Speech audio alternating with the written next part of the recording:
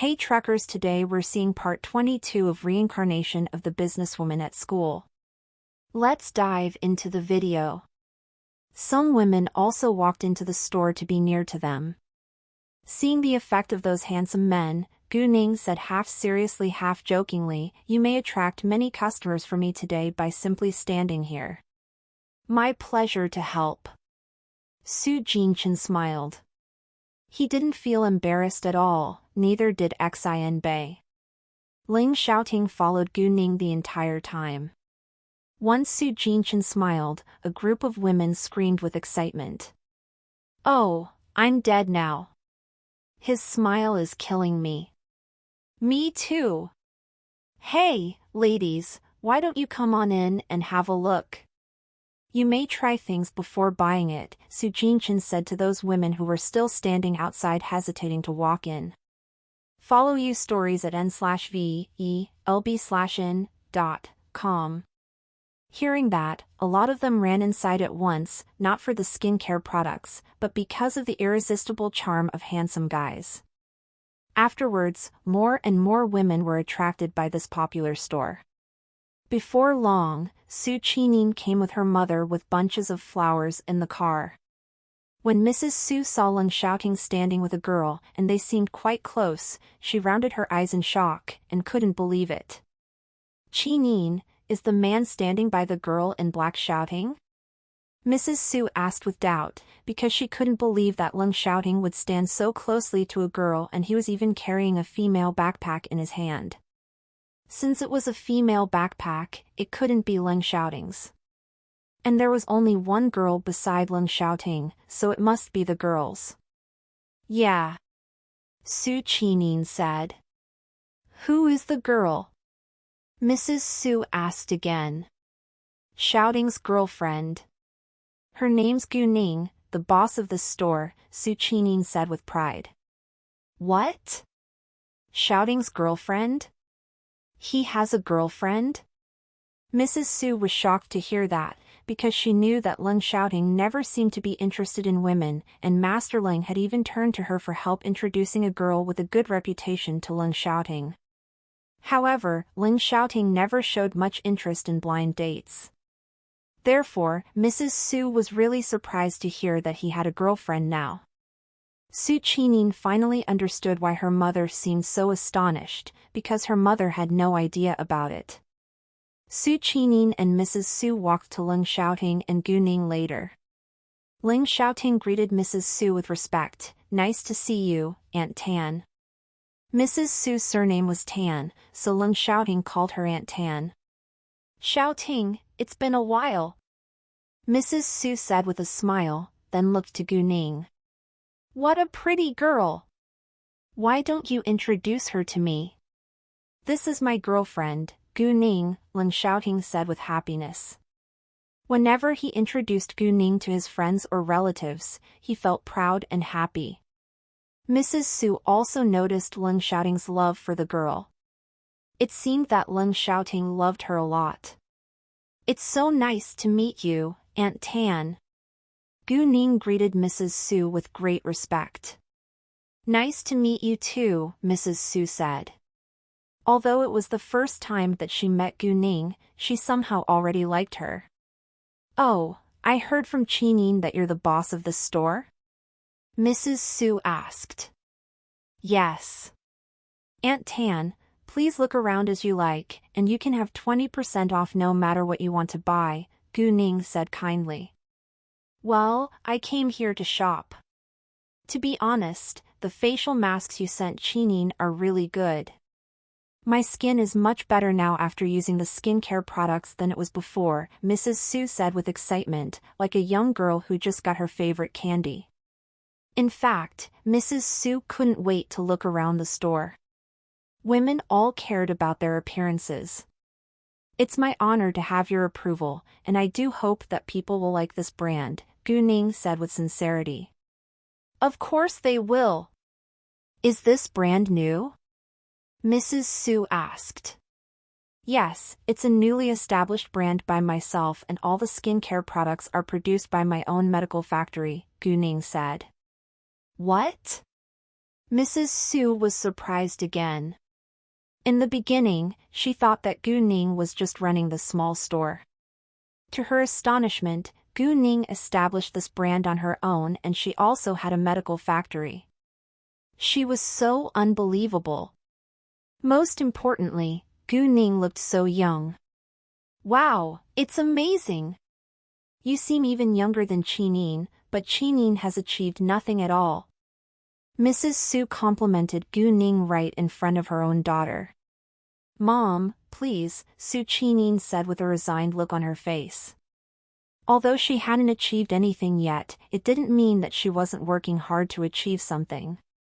She just wanted to do something on her own, and not to rely on the Su family's influence, but she failed till now. Fine, Gu Ning relied on herself to build her business empire, and Su Qinin had to admit that Gu Ning worked much harder than her, but she wouldn't give up. Why don't you do something to prove it? Mrs. Su said to Su Qinin. Su Qinin felt embarrassed and remained silent. Hey, darling, I'm coming. At this moment, Gu Anna dashed over, followed by 3 young women with fresh flowers. Hi, Aunt Su.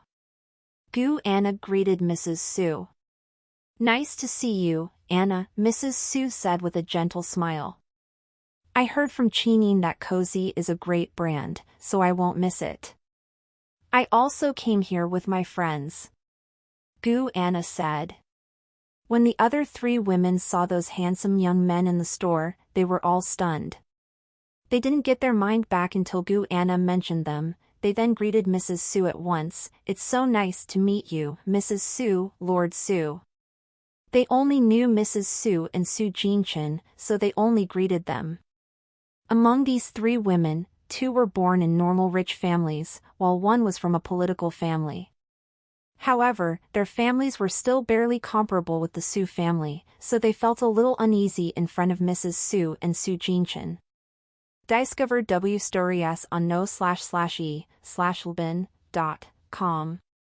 Nice to meet you. Except Leng Xiaoting, the others all greeted them. 2 young women kept giving Su Jinchen and Xianbei the eye, hoping they would pay attention to them. The reason why they didn't make eyes at Leng Xiaoting even though he was the most outstanding one among them was because there was a girl standing beside him, and they were obviously a couple. If they dared to make eyes at him in front of his girlfriend, they would be criticized by others. They loved handsome, strong young men, but they weren't idiots. Even though they didn't know Xianbei's background, he couldn't be an ordinary guy since he was standing with Su Jinchen. In addition, they somehow felt that Gu Ning looked quite familiar. Don't you think that the girl standing over there looks quite familiar? A woman said to her friends. Yes, but I can't remember where I've seen her, another woman said. They had met so many people in the past, so it was reasonable that they suddenly forgot where they had seen a particular person. Hearing their discussion, Gu Anna said, Didn't you send me the most popular news? Didn't you tell me you admire Goddess Gu? She's standing right there. Gu Anna had precisely heard of Gu Ning from her friends. What? Hearing that, they were all surprised, and looked at Gu Ning at once. Gu Ning and the others already heard their conversation, so they knew why they looked so astonished. What Goddess Gu? Mrs. Su asked with curiosity. Mom, Gu Ning is the girl who rescued Haoren. Su Qinin explained. What? Gu Ning did that? Mrs. Su was also shocked. Gu Anna's friends asked her without delay, Anna, please help us ask Goddess Gu whether she's willing to take photos with us. Although Gu Ning wasn't a star, she was a heroine. No problem, Gu Anna said, then walked to Gu Ning. In fact, she felt a little nervous because Leng Xiaoting was standing right by Gu Ning's side. Gu Ning heard their conversation but remained quiet. Gu Ning, my friends want to take photos with you after they found out that you are Goddess Gu. Are you willing to do it? Gu Anna asked. Although Gu Ning was reluctant to do so, she would seem arrogant if she rejected, so she agreed. With Gu Ning's permission, they immediately walked to her with excitement, and Leng Xiaoting also stepped away to leave them some space. They didn't bother Gu Ning for too long, and only took 2 photos with Gu Ning together. Afterwards, they posted the photos on their moments. Woman A, don't you think this beauty in black looks familiar? Guess who she is? Woman B, finally met Goddess Gu in person. Woman C, Goddess Gu is so beautiful even without any makeup. Once they posted the photos, many people left comments below. Some of them recognized Gu Ning and asked them where they met her. Some didn't and asked them who Goddess Gu was. Should we tell them? A woman asked. I think we better not. It'll bother Goddess Gu. I agree. Therefore, they didn't reply to the comments. After a short while, another 4 young women arrived. They were Su Qining's friends. When they walked over, they noticed Gu Ning at first glance. 3 of them got excited, but 1 seemed jealous. They also shared common friends with Gu Anna, so they already saw the photos. 3 of them admired Gu Ning, but 1 of them disliked her. She hated Gu Ning's beauty and ability, and even thought that she was better than Gu Ning.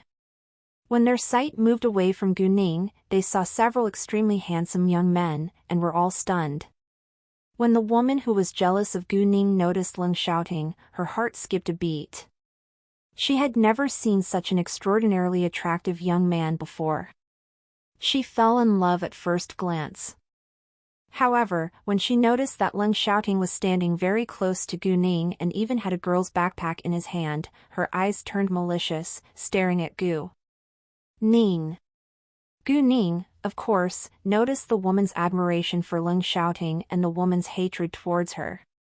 She knew clearly that the woman fell in love with Leng Xiaoting. Gu Ning was slightly displeased, but didn't say or do anything for now. Nice to meet you, Mrs. Su, Lord Su and Miss Gu, they greeted them. They only knew Mrs. Su and Su Jinchen, and just found out Gu Ning's name. Except Leng Xiaoting, who remained silent as usual, the others also greeted them politely. 2 of the women who came had boyfriends, while another 2 were single, so the single women wanted to attract Leng Xiaoting and the other men's attention. Although they wanted to do that, they didn't dare strike up a conversation with them, because they were afraid to embarrass themselves in public. Instead, they would pretend to casually walk by them and approach them to see whether they would pay attention to them. Unfortunately, none of the men gave them a glance. When it was 10:10 a.m., the opening ceremony began.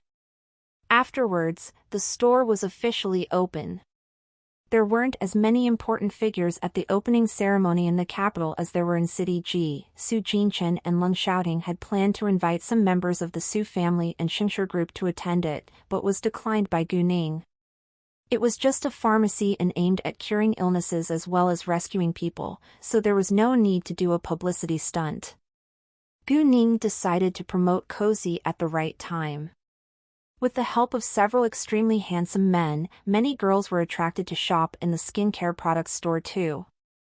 Cozy? I've never heard of this brand. Is it effective? The woman who admired Leng Xiaoting said with disdain. Why don't we have a try? Another woman said.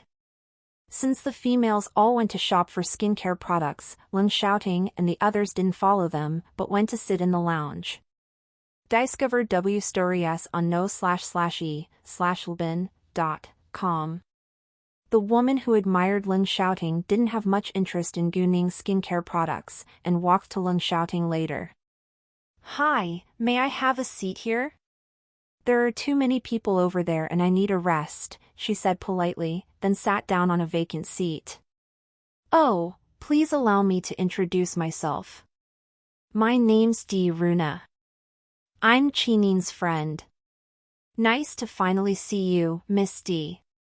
Su Jinchen, who was always a gentleman, kindly greeted Di Runa. However, Xian Bei and Leng Xiaoting stayed silent and didn't give her a glance at all. The Di family was a super rich family in the capital too. Although it wasn't among the richest families in the capital, it was a well-known family. "Oh, I'm surprised that you know me." Runa didn't expect that Su Jinchen would have heard of her, and felt flattered. Although the D family was a super rich family in the capital, it was barely comparable with the Su family. The Su family owned 100 billion yuan in wealth, while the D family only had less than 50 billion yuan.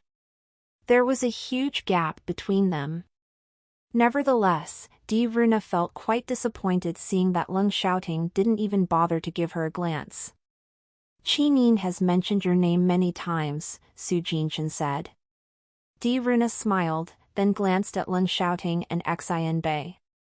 "May I know these two gentlemen's names?" "Mr. Leng and Mr. Xin," Su Jinchen said, but didn't tell Runa their full names. In fact, Runa wanted to strike up a conversation with Leng Xiaoting, but Leng Xiaoting focused on the screen of his phone and didn't give Runa a glance. Leng Xiaoting wasn't addicted to mobile phones, but he just got to know something about Gu Ning from their previous talk, so he searched it on the internet when he was free now.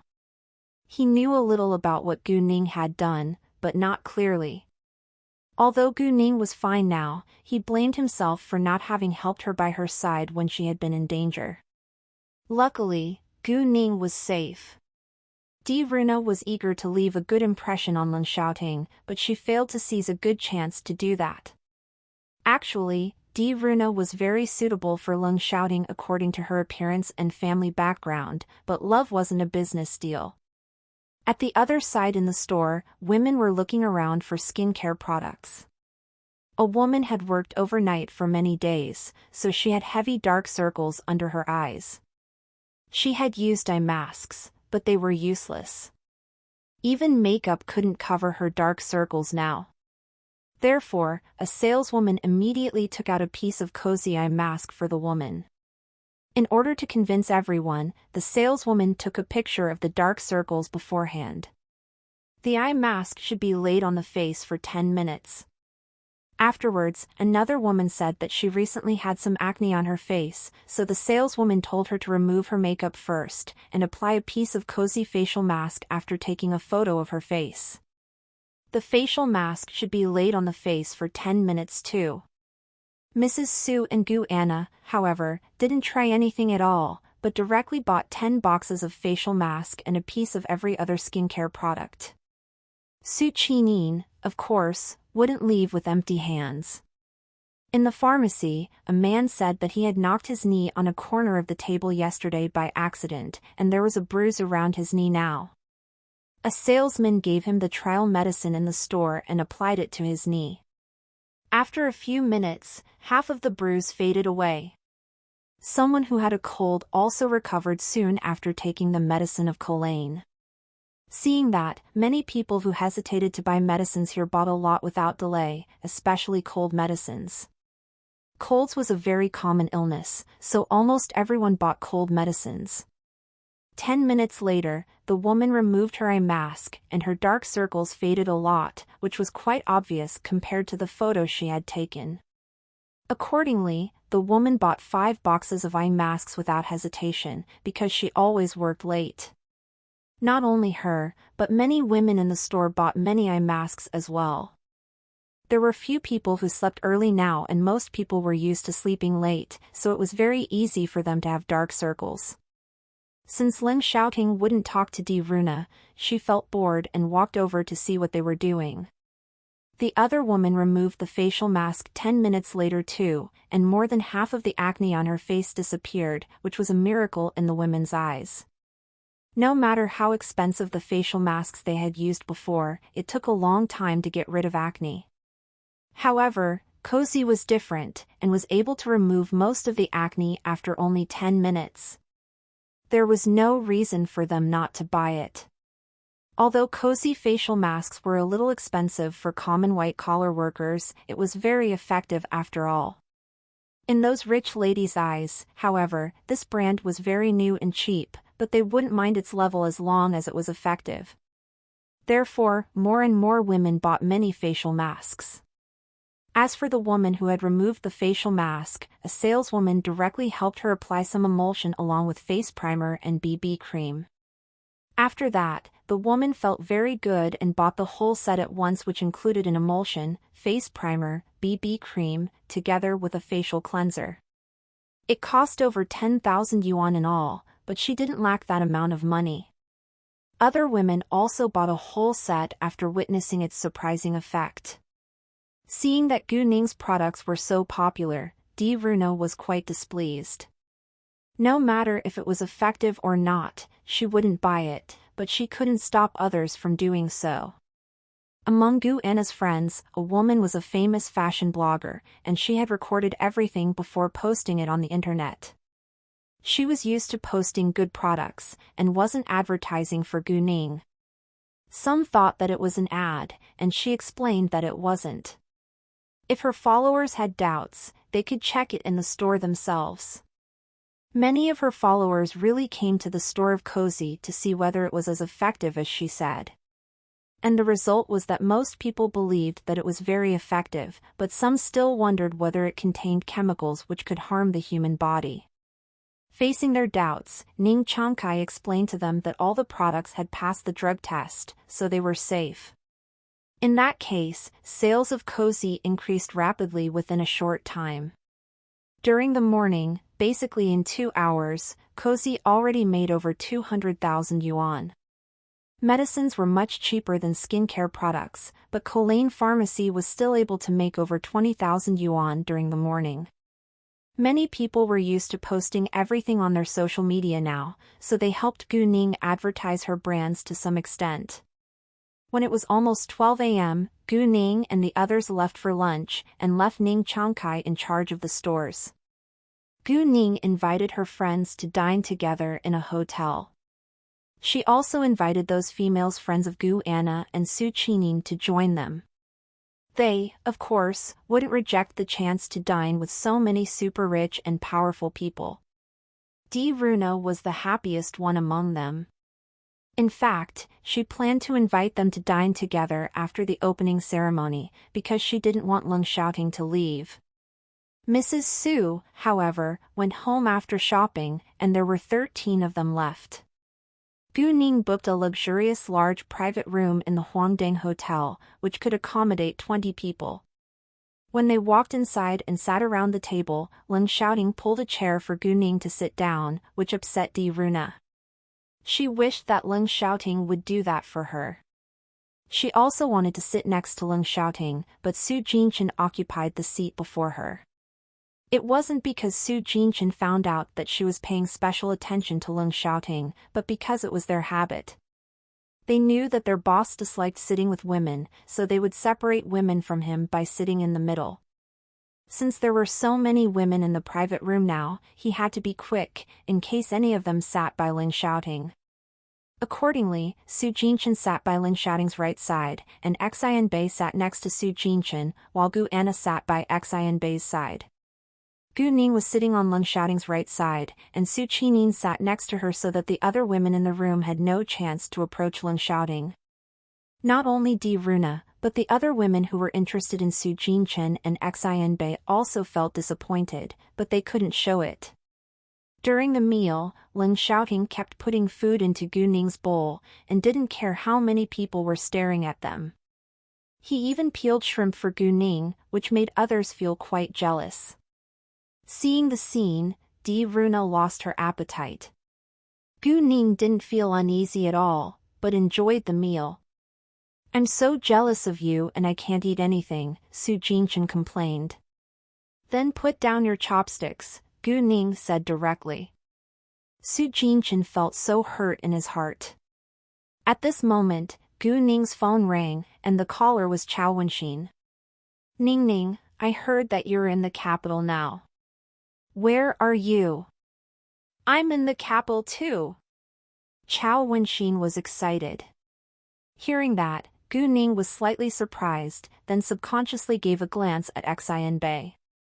She had a feeling that something was going to happen. Up to TED chapters nnvelben.com. "I'm in the Huangdang Hotel now," Gu Ning said. "Really? I'm here too. Today's Sinu's birthday, and we're having a birthday party now. Have you eaten? Chao Wenxin asked. In the middle of it. Why don't you come over? We're in room number 888, Gu Ning said. Sure, I'll be there in 2 minutes, Chao Wenxin said. Who is it? Su Qining asked with curiosity. Wenxin, Gu Ning said, then gave Xian Bei a glance. When Xian Bei heard Chao Wenxin's name, he stopped eating for a second, and a touch of nervousness along with happiness flashed by his eyes. Seeing that, Gu Ning was sure that Xian Bei liked Chao Wenxin. It seemed like they could be a couple. Gu Ning was right. Xian Bei couldn't help but think of Chao Wenxin all the time, but he refused to admit it because they didn't have a good first impression of each other. Before long, Chao Wenxin walked in. She didn't know that there were so many people inside, so she was a little surprised when she pushed the door open. Once the door was open, everyone looked at her. A touch of jealousy flashed by Di Runa's eyes when she saw another woman who was more beautiful than her show up. There are a few vacant seats. Sit wherever you want, Gu Ning said. Chao Wenxin walked over. When Xian Bei appeared in her sight, she was obviously surprised and felt slightly nervous as well as excited. However, she became quite displeased when she noticed that Xian Bei and Su Jinchen were surrounded by so many women. Wow, what a lucky day for you two single gentlemen to have so many pretty women to dine with you. Saying that, Chao Wenxin sat as far away as she could from the rest of the people in the room. There were 7 continuous vacant seats, and Chao Wenxin sat right in the middle with 3 continuous vacant seats at both of her sides. Hearing that, everyone frowned. Some women disliked her at once. They're all Qining's friends, and I know none of them, Xian Bei said with annoyance. It seemed he didn't want to be misunderstood. However, it sounded a little impolite too. Chao Wenxin, however, felt much better. A woman disliked the way Chao Wenxin talked about them, so she pretended that she was just joking and said, "You're right. Although Mr. Xian doesn't know any of us, he's really lucky to dine with a group of beautiful women." Exactly. Mr. Xian, don't you think today is your lucky day? Another woman said. Both of them said it in a joking tone, and didn't find fault with Chao Wenxin's behavior, so the others all thought that they were just joking. Even Xian Bei didn't think that it was inappropriate. Nevertheless, Chao Wenxin sensed their strong hatred towards her, and was annoyed. Right. Today is Mr. Xian's lucky day, but I think Mr. Xian should deal with something else first before he starts to enjoy this meal with so many pretty women, Chao Wenxin said in an ironic tone. Hearing that, Xian Bei frowned, looking to Chao Wenxin with confusion. What thing? The thing about you and Jing, Chao Wenxin sneered. Xian Bei, although we've already cleared up the misunderstanding, I don't want to take the blame for you. Yu and Jing came to City B a while ago, and I encountered her in a shopping mall. She swore at me for no reason and even said that I'm a siren. She also insisted that we're dating. I denied it, but she wouldn't let it go and even harassed me by calling and texting me with different phone numbers many times. I seriously have no idea how she got my phone number, but please tell her to stop doing it or I'll punch her to disability, Chao Wenxin said with a serious face. She had been harassed by Yu Wenjing for a long time. Although Yu Wenjing was hardly her match, she was quite displeased being harassed all day.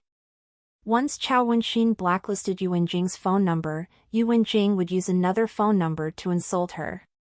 She came to the capital this time in order to attend AI Sinu's birthday party and also to pay Yu Wenjing back. Hearing that, everyone thought that there must be something going on between Chao Wenxin and Xian Bei, otherwise the woman called Yu Wenjing wouldn't keep harassing Chao Wenxin. At this moment, several women who admired Xian Bei around the table had a bad impression of him. They disliked a man who dated several women at the same time. Discover NW Chapter SNN0EL by.com. Xian Bei, however, was astonished to hear that and asked subconsciously, how could she know that we're dating? Hearing that, the other women all realized that there was indeed something going on between them. I'm not dating you. Chao Wenxin denied at once. The others around the table watched the drama in silence. Xian Bei immediately realized that he had said something wrong, so he explained it without delay. Of course not. I meant, why did she insist that we're dating?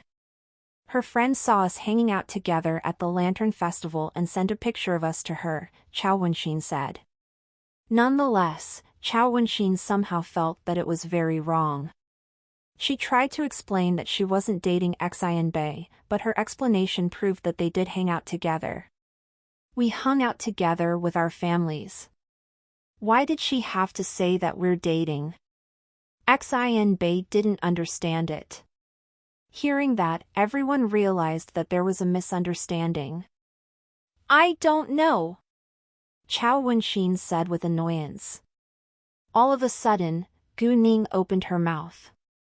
Maybe she thinks you'll make a great couple. Both Chao Wenxin and Xian Bei were struck dumb for a second, but Chao Wenxin denied it at once. It's not true. Ning, shouting has peeled so many shrimp for you. Why can't you focus on eating? Xian Bei felt slightly disappointed when Chao Wenxin denied it. He thought that maybe she really hated him.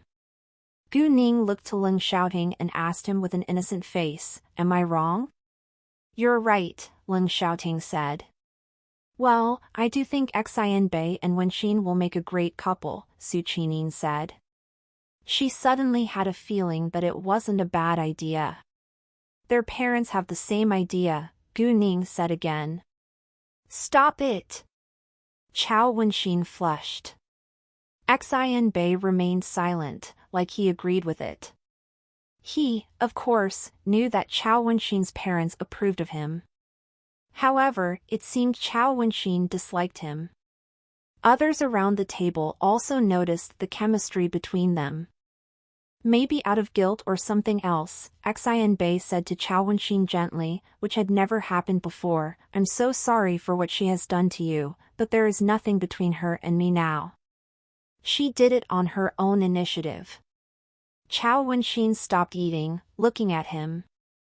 Anyway, tell her to stop harassing me, or I'll punch her the next time. I know the address of her place. Punch her if you're angry, and leave the rest to me, Xian Bei said. He was spoiling her, but even he didn't realize.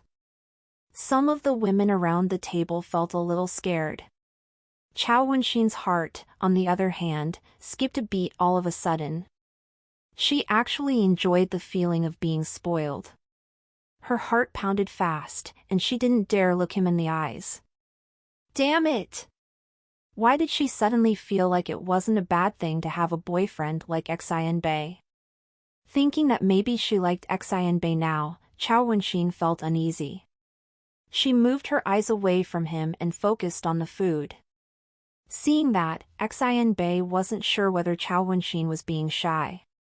If so, why did she feel shy? Thinking that maybe Chao Wenxin liked him too, Xian Bei was cheered up a little. Just when they were about to enjoy the meal again, Chao Wenxin's phone rang a second. It was a message warning tone. Chao Wenxin read the message from a strange number and it was all bad language. She was mad at once, addressing Xian Bei, I can't stand it anymore. She just sent me another message with dirty language. Do you want to clear it up with her, otherwise I'll go punch her right now? Xian Bei thought for a while, then said, I'll go with you. Chao Wenxin asked with confusion, do you want to clear it up with her or go punch her with me? If he was going to clear it up, she wouldn't go with him in case it would cause more misunderstandings. In addition, was he going to punch a woman with her? To clear it up. If she won't let it go, You can punch her as you like, Xin Bei said, and didn't think that there was anything wrong with that. Hearing that, some women around the table had a worse impression of Xin Bei. I agree, Gu Ning said to Chao Wenxin. In fact, she thought Xin Bei probably just wanted to spend some time alone with Chao Wenxin. Chao Wenxin and Xin Bei then stood up and left together. Ning, you're setting them up. Su Qining blinked at Gu Ning with a knowing smile. Gu Ning smiled too, but didn't say a word. Do you think Wenxin is really going to punch you Wenjing? Su Qining asked with curiosity. Visit novilbin.c/m for the L-test updates. No idea, Gu Ning said, but Yu Wenjing asked for it even if Chao Wenxin punched her. Miss Gu, do you think it's a good idea to support the lady to punch another woman? Don't you know it's illegal? Di Runa said, criticizing Gu Ning. Actually, it was Chao Wenxin's idea to punch Yu Wenjing, but Di Runa purposely put it as if Gu Ning had incited Chao Wenxin to do it. Di Runa said it in order to show her kindness, which would accentuate Gu Ning's cruelty so that Leng Xiaoting would have a good impression of her and even start to hate Gu Ning. Di Runa was too naive. Several other women also thought that it was inappropriate that Gu Ning had supported Chao Wenxin to punch another woman, but they knew that it was Chao Wenxin's idea after all. Gu Ning understood that Di Runa was picking on her. Miss Di, I bet you must be very tolerant, and you'll accept any misunderstandings, dirty words and harassment, right? Gu Ning said lightly. It was quite ironic. Di Runa was displeased. Not only Di Runa, but other also knew that it was irony. Gu Ning added, in my opinion, I'll never treat others the way I don't want to be treated back, but I'll pay it back if anyone dares hurt me. It sounded like she was talking about Chao Wenxin, but she was also warning Di Runa. Di Runa didn't think that Gu Ning knew about her affection for Leng Xiaoting, so she had no idea that Gu Ning was warning her. I agree. Yu Wenjing asks for it herself, Gu Anna said. I can't stand it either, Su Qining said. Su Qining had never been through such a thing, but she knew that she couldn't tolerate offensive words or behavior. Since both Gu Anna and Su Qining agreed with Gu Ning, Di Runa didn't know what to say now. In fact, she couldn't stand it either. After the meal, they dispersed. No matter how unwilling Di Runa was to see Leng Xiaoting leaving with Gu Ning, she could do nothing about it. Shouldn't you visit Grandpa Leng at home? Su Jinchen asked Leng Xiaoting to remind him. Leng Xiaoting would visit Master Leng first once he was back in the capital before. However, Leng Xiaoting spent every second with Gu Ning now. Su Jinchen wouldn't judge, but thought that it was inappropriate that Leng Xiaoting wouldn't visit his grandpa now even though he was back in the capital. Leng Xiaoting was struck dumb for a second, then remembered that he hadn't visited his own grandpa yet. Yeah, I'll go visit him later. After that, Gu Ning and Leng Xiaoting went back to their place. Xin Bei called Yu Wenjing the moment he walked out of the hotel. When Yu Wenjing received Xin Bei's call, she was thrilled, and Xin Bei even invited her to meet at a cafe. Yu Wenjing believed that Xin Bei must have changed his mind and wanted her to be back by his side. She's coming, Xin Bei said after hanging up. I think her love for you is already twisted. There is nothing going on between us, but she has to harass me again and again, which is so annoying. Chao Wenxin said with annoyance. Do you have to overreact so much? It seems you really hate to have anything to do with me, Xin Bei joked. He expected that Chao Wenxin would deny it. Hearing that, Chao Wenxin explained it at once. I don't hate having anything to do with you, but I just feel displeased being harassed by Yu Wenjing. Hearing that, Xin Bei cheered up and felt glad that Chao Wenxin didn't hate him. Xin Bei and Chao Wenxin arrived at the cafe first, but they didn't share the same table. Xin Bei would talk with Yu Wenjing first. If Yu Wenjing wouldn't stop insulting them, Chao Wenxin would show up and teach her a lesson. If Chao Wenxin was really going to beat Yu Wenjing, Xianbei, of course, wouldn't stand there watching. It wasn't Xianbei's fault that he agreed with Chao Wenxin to punch Yu Wenjing, but Yu Wenjing asked for it herself.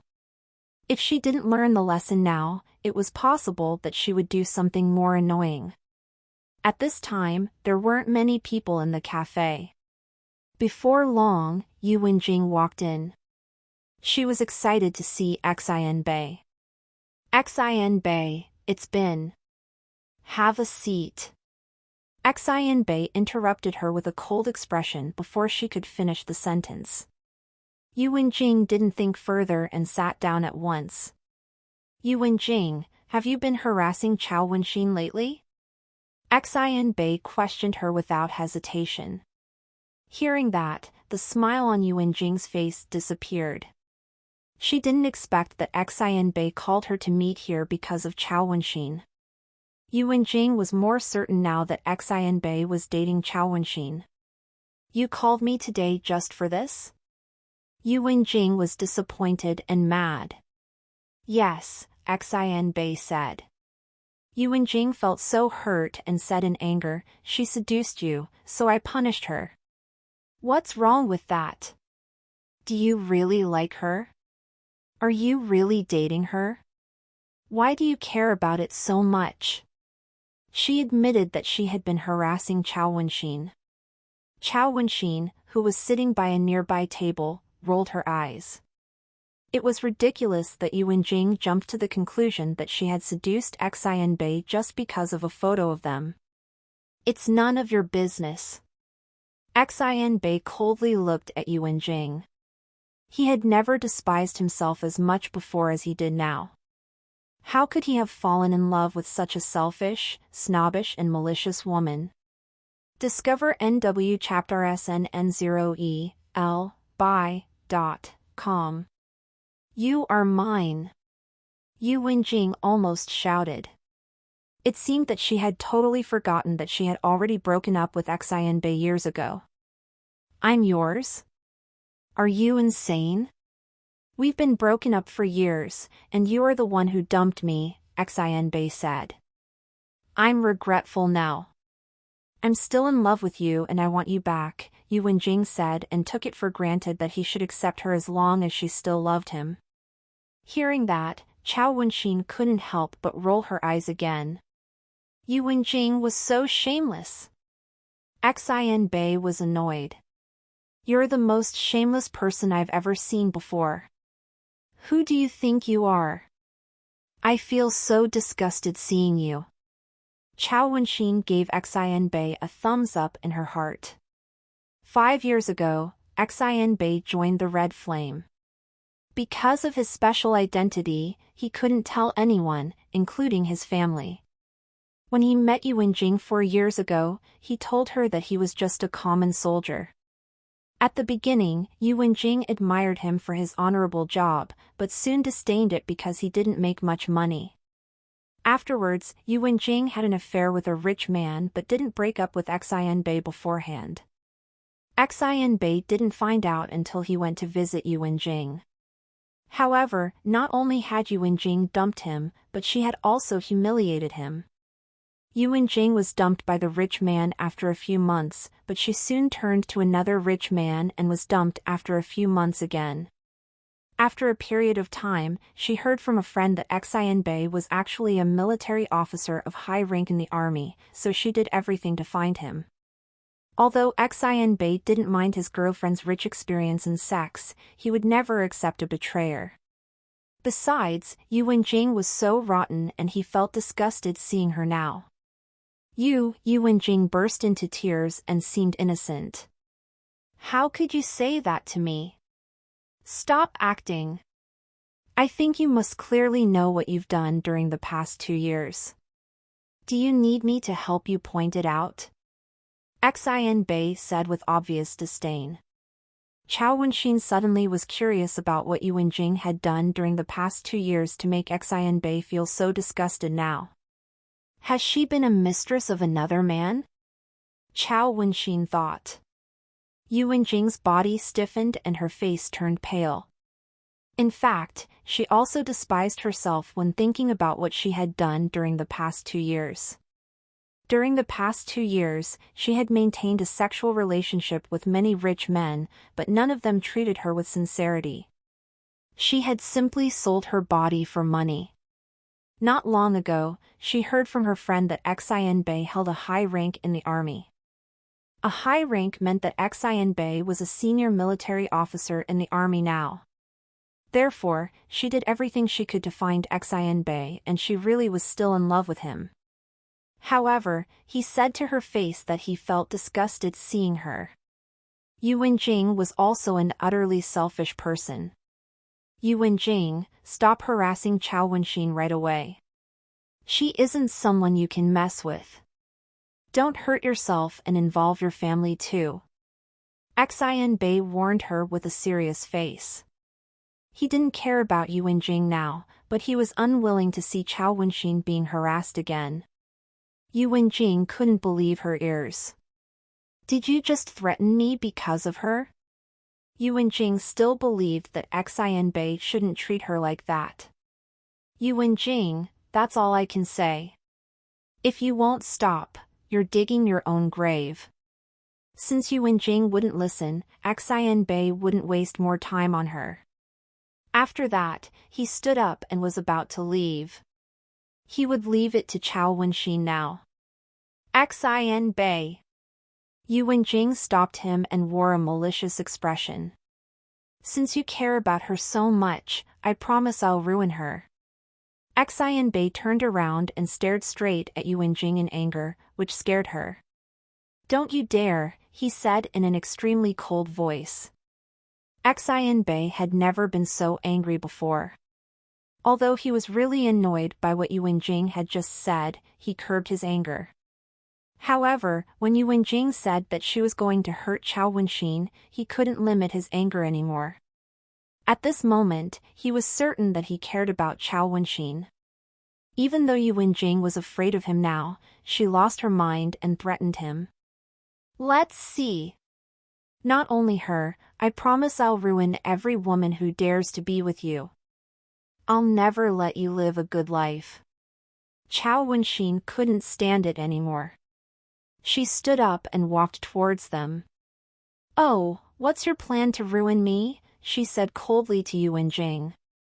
When Qiao Wenxin suddenly showed up, Yu Wenjing went crazy. Xian Bei was really with Qiao Wenxin now.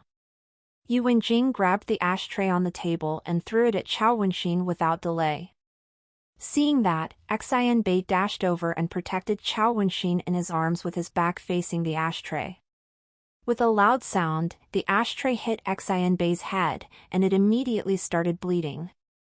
The blood dampened Xian Bei's hair and flowed down his neck, and his gray shirt turned red within seconds, which was quite noticeable. Hearing the noise, others turned to look at them, and were all shocked by the scene. Yu Wenjing was struck dumb, so was Qiao Wenxin. To Qiao Wenxin's astonishment, Xian Bei protected her in his arms. Actually, Qiao Wenxin could have avoided herself, but Xian Bei pressed her to his chest before she could. Qiao Wenxin felt touched as well as surprised by Xian Bei's behavior. What's going on here? A waiter came over and was shocked by the scene too. Hearing the waiter's voice, Qiao Wenxin got her mind back and asked Xian Bei in trembling voice, Are you all right?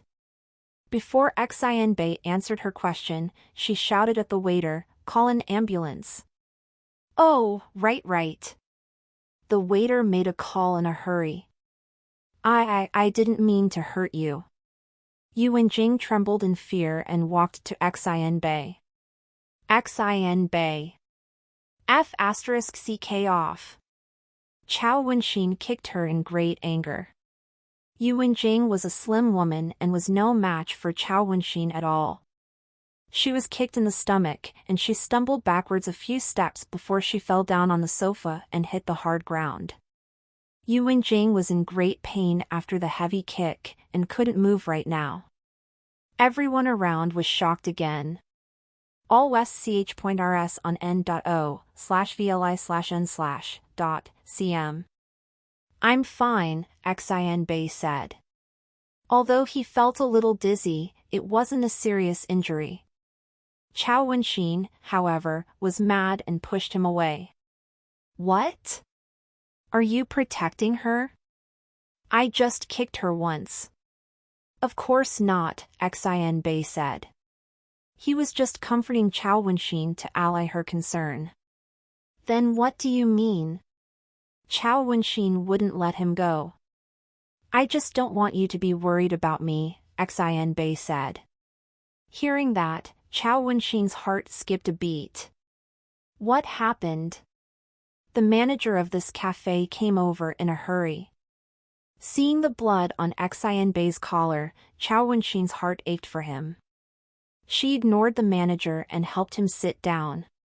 Have a seat. After that, she turned to the manager. Give me a clean towel. The manager immediately arranged for a waiter to do that. Xin Bei suddenly enjoyed the feeling of Chao Wenxin worrying about him. All of a sudden, Chao Wenxin thought of Gu Ning, because Gu Ning was good at rescuing people. When Gu Ning received Chao Wenxin's call, Leng Xiaoting was kissing her in the house. He was quite annoyed to be interrupted at this moment. Even so, Leng Xiaoting wouldn't stop Gu Ning from answering it. Hi. Gu Ning picked it up. Ning Ning, Xin Bei was hit with an ashtray in the head. Where are you now? Can you come over and help him? Chao Wenxin's voice was trembling. Hearing that, Gu Ning was slightly scared and asked with anxiety, where? A cafe on XX Road, but I think the ambulance is about to arrive. Please meet us at the nearby number 10 hospital, Chao Wenxin said. Sure, we'll be right there, Gu Ning said, then hung up and left the house with Leng Xiaoting at once. About 7 minutes later, an ambulance arrived at the cafe. Although the cafe didn't suffer any loss, they had caused trouble here, so Xin Bei took out 800 yuan bills and gave them to the manager before they left. The manager took the money and let them go. Yu Wenjing was alone in the hospital, so the hospital had to inform her family. She didn't want her parents to know, so she told the doctor to call her older brother. The source of this content n/o/v/l by n. Gu Ning and Leng Xiaoting came a while after Chao Wenxin and the others arrived at the hospital. Many nurses' eyes lit up when Leng Xiaoting walked by them. A nurse even walked over and asked him, Sir, may I help? However, Gu Ning coldly rejected her. No need. Gu Ning had never seen a nurse being so gentle to a visitor in the hospital before. At this moment, a doctor was helping Xin Bei deal with the wound. Knowing that Leng Xiaoting was on the way here, Xin Bei was in a panic, and he didn't dare look at Leng Xiaoting when Leng Xiaoting walked in the room. As a member of the Red Flame, it was an embarrassment that he had been hit with an ashtray. You were hit with an ashtray? Leng Xiaoting stared at Xin Bei with a serious face. Xin Bei wanted to say something, but was interrupted by Chao Wenxin. Shouting, he was hit with the ashtray because of me. She also knew that it was very embarrassing that Xin Bei, as a senior soldier in the Special Forces, had been hit with an ashtray. Leng Xiaoting gave her a glance, then remained silent. Did Yu Wenjing use an ashtray to attack you? Gu Ning asked. Yes. Chao Wenxin said in anger. How is she now? Gu Ning asked again. I kicked her with great force, and I bet she's seriously injured, Chao Wenxin said airily.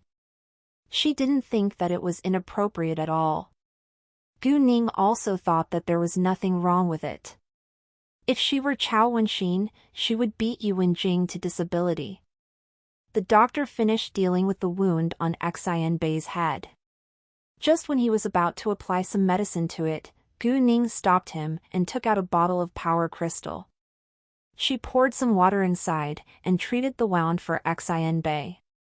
The external application of the power crystal was aimed at curing wounds. It could improve resistance by talking it, and the power would spread to the wound to heal it from inside, but the wound on the surface would look the same. It took more pills to completely heal a wound. Given Xian Bei's outstanding physical fitness, there was no need for him to take the pill, so Gu Ning applied it to the wound on the surface. The doctor tried to stop Gu Ning, because he thought that Gu Ning wasn't a professional. However, Xian Bei agreed to it, so the doctor gave up and let Gu Ning do whatever she wanted. Before long, the wound on Xian Bei's head stopped bleeding, which surprised the doctor. Wow! The doctor rounded his eyes in shock. He turned to Gu Ning and asked her with curiosity, "Miss, may I know what kind of medicine is this? It's so effective." "I have no idea. It was a gift from a friend." Gu Ning gave him a perfunctory answer. Since Gu Ning said so, the doctor didn't ask further. "Ning Ning, how's the wound now?" Chao Wenxin asked with concern. "It's fine, but I think he better have a CT scan," Gu Ning said. Afterwards, Xian Bei went to have a CT scan. A while later, the result was out, and the doctor said that Xian Bei was fine, but he better stay in the hospital for a day. Therefore, Xian Bei stayed in the hospital. Ling Xiaoting had to go back to the Ling family's house, so Gu Ning and Ling Xiaoting didn't stay in the patient room for long. Gu Ning said, "He was injured because of you, so you should stay here to take care of him. Xiaoting and I have to leave now." "No problem," Chao Wenxin said. "Here. Apply it once in the afternoon, and once in the evening." Gu Ning gave Chao Wenxin the bottle of power crystal. "Thanks."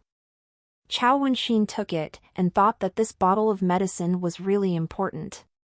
When Gu Ning and Ling Xiaoting were gone, Chao Wenxin felt a little uneasy staying with Xian Bei alone. I'm not good at taking care of others. If you need anything, please directly tell me." "Thanks," Xian Bei said. "I should thank you for what you did," Chao Wenxin said. "No big deal. I feel guilty that you've been harassed by her because of me," Xian Bei said, feeling embarrassed. "Well, let's drop the topic. Do you want to have an apple?" "I can help you peel one," Chao Wenxin said. "Thanks," Xian Bei said with a smile. Seeing his charming smile, Chao Wenxin flushed and turned around at once, in case Xian Bei would notice it. Even so, Xian Bei still saw her red face. Xian Bei wasn't an idiot in love, so he knew that Chao Wenxin flushed because she liked him now. Although he wanted to ask her directly, he was afraid that she would be annoyed, so he decided to take it slowly. All of a sudden, Chao Wenxin cut her finger by accident and shouted in pain. "What happened?" Xian Bei jumped out of the bed at once. Seeing that her finger was bleeding, he felt very sad. "It's fine. I just cut my finger by accident." Chao Wenxin wasn't a weak woman, so she didn't care about it at all. "It's bleeding." Xian Bei was displeased. "Where is the medicine Gu Ning gave you?" Xian Bei asked. "I can ask for an adhesive bandage from the nurse, and it'll be fine. The medicine is for your wound." Chao Wenxin thought that the cut on her finger was barely comparable to the wound on Xian Bei's head. "Give it to me yourself, or do you want me to search for it on your body?" Xian Bei asked, staring straight at her. Hearing that, Chao Wenxin couldn't believe her ears.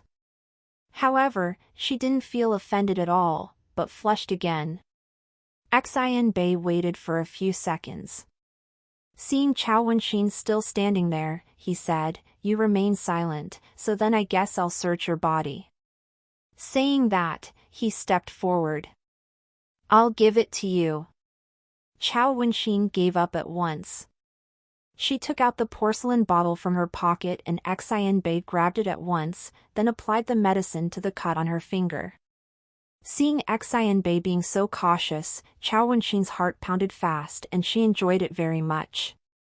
Once the liquid medicine was applied to Chao Wenxin's injured finger, she felt the flow of coldness into it. Within seconds, the pain was reduced, the wound stopped bleeding and the cut healed too. There was only a light mark left on her finger, like a scar. Although they knew that Gu Ning's medicine was very effective, Xian Bei and Chao Wenxin were still astonished. However, right at this moment, the door was kicked open with a loud sound, and a man who was around 30 years old dashed inside with his face full of anger. Seeing Xian Bei being so close to Chao Wenxin, he was mad at once. "Xian Bei, how can you hurt my younger sister like that?" He said that, and was about to punch Xian Bei. However, it was impossible that he could beat Xian Bei. In case the man would hurt Chao Wenxin, Xian Bei caught the man and got control of him at once. "Xian Bei, let me go." The man struggled, but it was useless, which made him even angrier. "Xian Bei, are you a real man or not? How could you let another woman kick my younger sister? Although you broke up with my younger sister, you can't be so cold-blooded given that she was your girlfriend. Yuan Kong, I thought that you're a sensitive man, but unexpectedly you can't distinguish right or wrong. You only see that your younger sister is injured, but do you know what happened before that?" Xian Bei questioned him in anger. Yuan Kong was exactly Yuan Jing's older brother, and he came here to cause trouble once he heard that his younger sister was hurt by a woman with Xian Bei. "No matter what happened, you shouldn't have watched another woman kick my younger sister and done nothing. My younger sister loves you so much, and you treat her like that?" Yuan Kong argued, like Xian Bei should feel honored that his younger sister loved him. "It was the worst decision I've ever made to be with Yuan Jing," Xian Bei sneered. "Yuan Kong, I bet that you must know what kind of person your younger sister is. I don't want to judge her, but please tell her to stop harassing my friend. She attacked my friend with an ashtray in a public place. If you were me, would you let a stranger hurt you and not resist at all?" "What?" Yuan Kong was shocked. He had no idea what Yuan Jing had done. Yuan Jing only told him that a woman who was with Xian Bei kicked her and she was badly injured now. Yuan Kong was actually aware of the fact that it was Yuan Jing who had dumped Xian Bei. However, he also supported Yuan Jing getting Xian Bei back after finding out that Xian Bei was a military officer of high rank. He was also selfish, but he wouldn't force Xian Bei if Xian Bei rejected. All West ch.rs on n.o/vli/n/.cm. In addition, he was so mad now only because he thought that Yuan Jing was badly injured after arguing with the woman who were with Xian Bei. If what Xian Bei told him was true, it was Yuan Jing's fault. When he calmed himself down, he saw that Xian Bei's forehead was wrapped in bandages. Xian Bei must have protected the woman when Yuan Jing attacked her with an ashtray. "Are you sure?" Yuan Kong asked with doubt. "You can go check the surveillance video of that cafe," Xian Bei said, then let Yuan Kong go. Yuan Kong didn't say anything further, and turned around walking out. "Wait a second." Xian Bei stopped him. "Tell Yuan Jing to stop harassing my friend. My friend isn't someone she can mess with. She can't bear the result if my friend takes revenge, and your family will also be involved." Hearing that, Yuan Kong panicked a little. The woman with Xian Bei must be from either a rich or powerful family. He believed Xian Bei, and he knew that Xian Bei wouldn't lie to him. Moreover, Xian Bei was a military officer of high rank now, so he, of course, knew many important figures. Yuan Kong, on the other hand, was from a very common family, and didn't dare annoy anyone with power or wealth. After he left Xian Bei's patient room, he didn't go to the cafe, but went to visit Yu Wenjing and told Yu Wenjing what Xian Bei had said to him. Yu Wenjing didn't deny that she had attacked Xian Bei's friend, and Yu Wenkong was mad at her. Yu Wenkong, you'd better stop now. The woman is from a powerful family. If you annoy her, our family could be punished. Yu Wenkong said in anger. Yu Wenjing now got her reason back, so she was scared too and remained quiet. However, she was unwilling to give up now. Even so, there was nothing she could do about it. Ling Xiaoting drove Gu Ning back to his house, and then went to the Ling family's house. Ling Xiaoting told Gu Ning that he would dine with her later. Gu Ning, on the other hand, thought that he should share dinner with his grandpa. Ling Xiaoting finally agreed. Before Ling Xiaoting left, Gu Ning gave him 8 gold bars and told him that it was a gift for Master Ling. Although gold wasn't worth much nowadays, an ancient gold bar was a precious collectible. Ling Xiaoting understood that Gu Ning got them from an ancient grave, so he didn't ask further. When Ling Xiaoting was gone, Gu Ning surfed on the internet to see people's reaction to the ad of jade beauty jewelry. Afterwards, Gu Ning called Gu Man and asked her how everything was going now. Gu Man told her that everything was going very well. Gu Ning didn't ask her about her relationship with Tang Yunfan, because Gu Ning thought that it was better to let them deal with it themselves. She told Gu Man that the skincare products would be delivered to City F in 2 days. After hanging up the call with Gu Ning, Gu Man called Gu Qing and told her that the skincare products would soon be delivered to City F. Gu Ning took a rest for a while, then went to the building of her corporation. In Colane Pharmacy, although there weren't as many customers right now as there were during the morning, it was still quite popular. Kai Yaofeng was the heir of Xinghe Pharmaceutical Company. He was a young man who was around 24 years old, and his girlfriend pulled him to shop for skincare products in Cozy Store. However, when Kai Yaofeng noticed Colane Pharmacy next to Cozy Store, he was astonished. Hasn't father ruined Colane's business? Colane can't pass the drug control, and almost went bankrupt. How come it's open here right now, and is even so popular? How did they manage to put their medicines on the market? Does Colane have a new boss? Kai Yaofeng couldn't figure it out, then Ning Changkai walked by the door. Kai Yaofeng was shocked, and called his father at once. Dad, haven't you ruined Colane's business? It's open now, and I just saw Ning Changkai. Kai Yaofeng said. What? Colane is open, and you just saw Ning Changkai? Kai Yaofeng's father, Kai Chini, couldn't believe his ears. Are you sure? Kai Chini couldn't accept it. He had already bribed a leader in the State Food and Drug Administration, and Colane would never pass the drug control. Exactly because of that, Colane almost went bankrupt, but why it was open now all of a sudden? Who helped Ning Changkai? Yes, I'm sure. Wait a second. I'll send photos to you, Kai Yaofeng said, then took a picture of Ning Changkai and Colane before he sent them to Kai Chini. Seeing the photos, Kai Chini was shocked. He called the office leader of SFDA at once, but nobody answered. Kai Chini was displeased because he knew that something must be wrong if nobody answered his call. He was also worried that he could have been exposed, which would be dangerous. Even so, he was still unwilling to see Ning Changkai running a more successful business than his. No matter what, Kai Chini had to do something about it right away, so he called his secretary and said, "Go collect the latest information about Colane and try to contact the office leader of SFDA." He was eager to know whether the office leader had betrayed him. Visit N0VL/BEIN. For the best novel reading experience. Yes, sir, his secretary said, then left. When Ling Xiaoting was at the Ling family's house, Master Ling was alone in it, because the other members had all left for work or school. Today was a sunny day, and Master Ling was ambling in the yard, so he saw Ling shouting the moment he walked inside.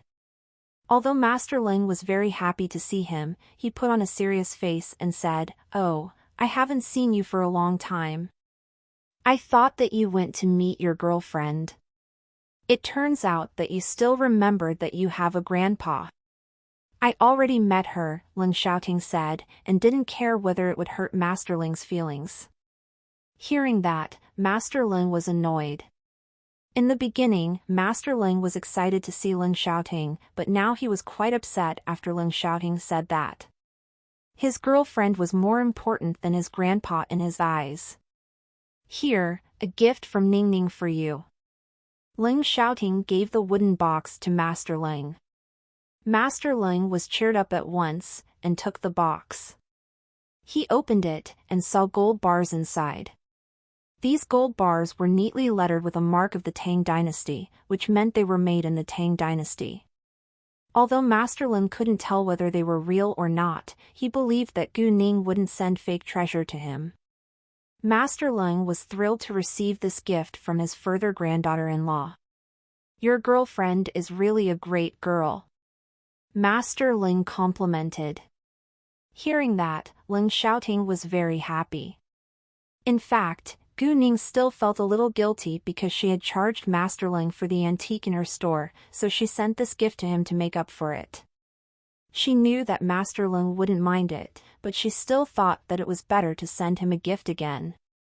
Gu Ning also knew that Master Ling loved paintings, so she planned to give him the Confederate Rose by Water painted by Tang Yin at the formal meeting with him. "Let's go talk in the study," Master Ling said, then walked to the study, followed by Ling shouting. "How is the investigation of the Shin family going?" Master Ling asked when they were in the study. "I've sent an undercover agent to the Kirin gang, and he works for Long Tianhu now, but he hasn't gotten any evidence yet. The Shin family is very cautious, so we have to be patient," Ling shouting said. If they were going to unseat the Shin family, they had to seize the best opportunity. Ling shouting would never allow them to survive. His parents had been killed precisely because their enemies had survived, and he wouldn't make that mistake again. "You're right," Master Ling said. "Oh, how long will you stay here with me this time?" Master Ling asked. "I'll leave right after dinner, I have something else to deal with," Ling shouting said. Actually, he was eager to go back to Gu Ning's side now. "Why do you have to leave in a hurry?"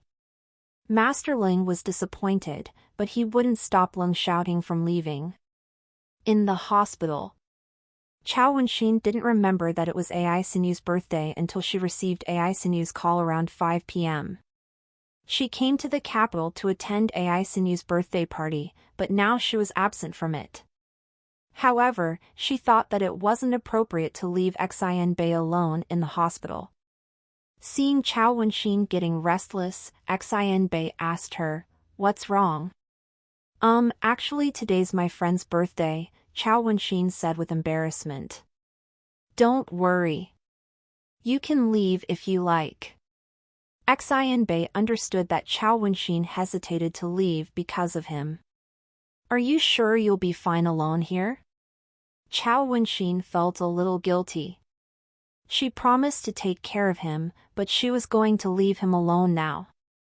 "If you're worried about me, you can visit me tonight after the party," Xin Bei said. In fact, there was no need for her to keep him company the entire time, but he enjoyed her company. "Sure, then I'll visit you tonight," Chao Wenxin said. "Oh, what do you want to eat? I can help you order some." Xin Bei thought for a while, then said, "Well, it's said that what you eat can improve certain parts of your body.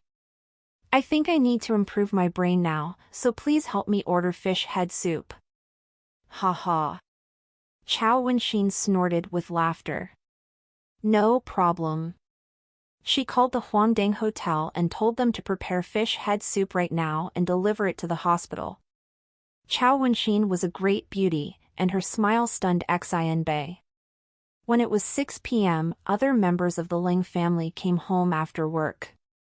Ling Yuanqian's family was displeased to see Ling Xiaoting, and only Ling Yuanqian's family greeted him kindly. Ling Xiaoting treated them the same way back. Geet the L testvels on no/v/elben. C/om. Ling Xiaoxuan and Ling Xiaoxi stayed in their schools, and Ling Xiaojia was having fun with her friends, so they were all absent. Gu Ning was also about to dine with Song Manny and Xia Yichu. She had been in the capital for a few days, and Xia Yichu finally had a chance to meet her. Gu Ning was Xia Yichu's idol now, not only because Gu Ning had helped her a lot, but also because of the news about Gu Ning. Precisely because of the popular news about Gu Ning, many reporters wanted to interview her, and even went to her school. Unfortunately, Gu Ning was absent, and the principal refused to give them Gu Ning's phone number without Gu Ning's permission. Xia Yichu also thanked Gu Ning in person for the skincare products she had sent her. Although Xia Yichu hadn't had her debut yet, and she could hang out wherever and whenever she wanted, she wouldn't be able to do it once she became famous. They didn't go dine in a luxurious hotel, but went to the biggest commercial district in the capital. It wasn't far from the building of Gu Ning's corporation, and it only took several minutes of driving for them to get there. Gu Ning still drove Qin Songyi's car. Her corporation wasn't open for business yet, so she hadn't bought cars.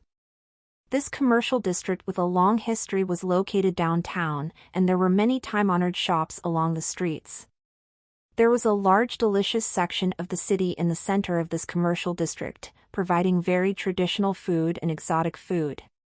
They didn't know what to eat, so they decided to walk around to see what they wanted. In the end, they found a local hot pot restaurant. Although there weren't private rooms and people were all eating in a big hall, it was super popular. Therefore, Gu Ning and the others thought that its food must be very good and walked inside. "Hi, are there any vacant seats?" Gu Ning asked. "Miss, you're very lucky today. There is one vacant table," the waitress said with a smile. "I'll book it." Before Gu Ning could say a word, another female voice sounded from behind them.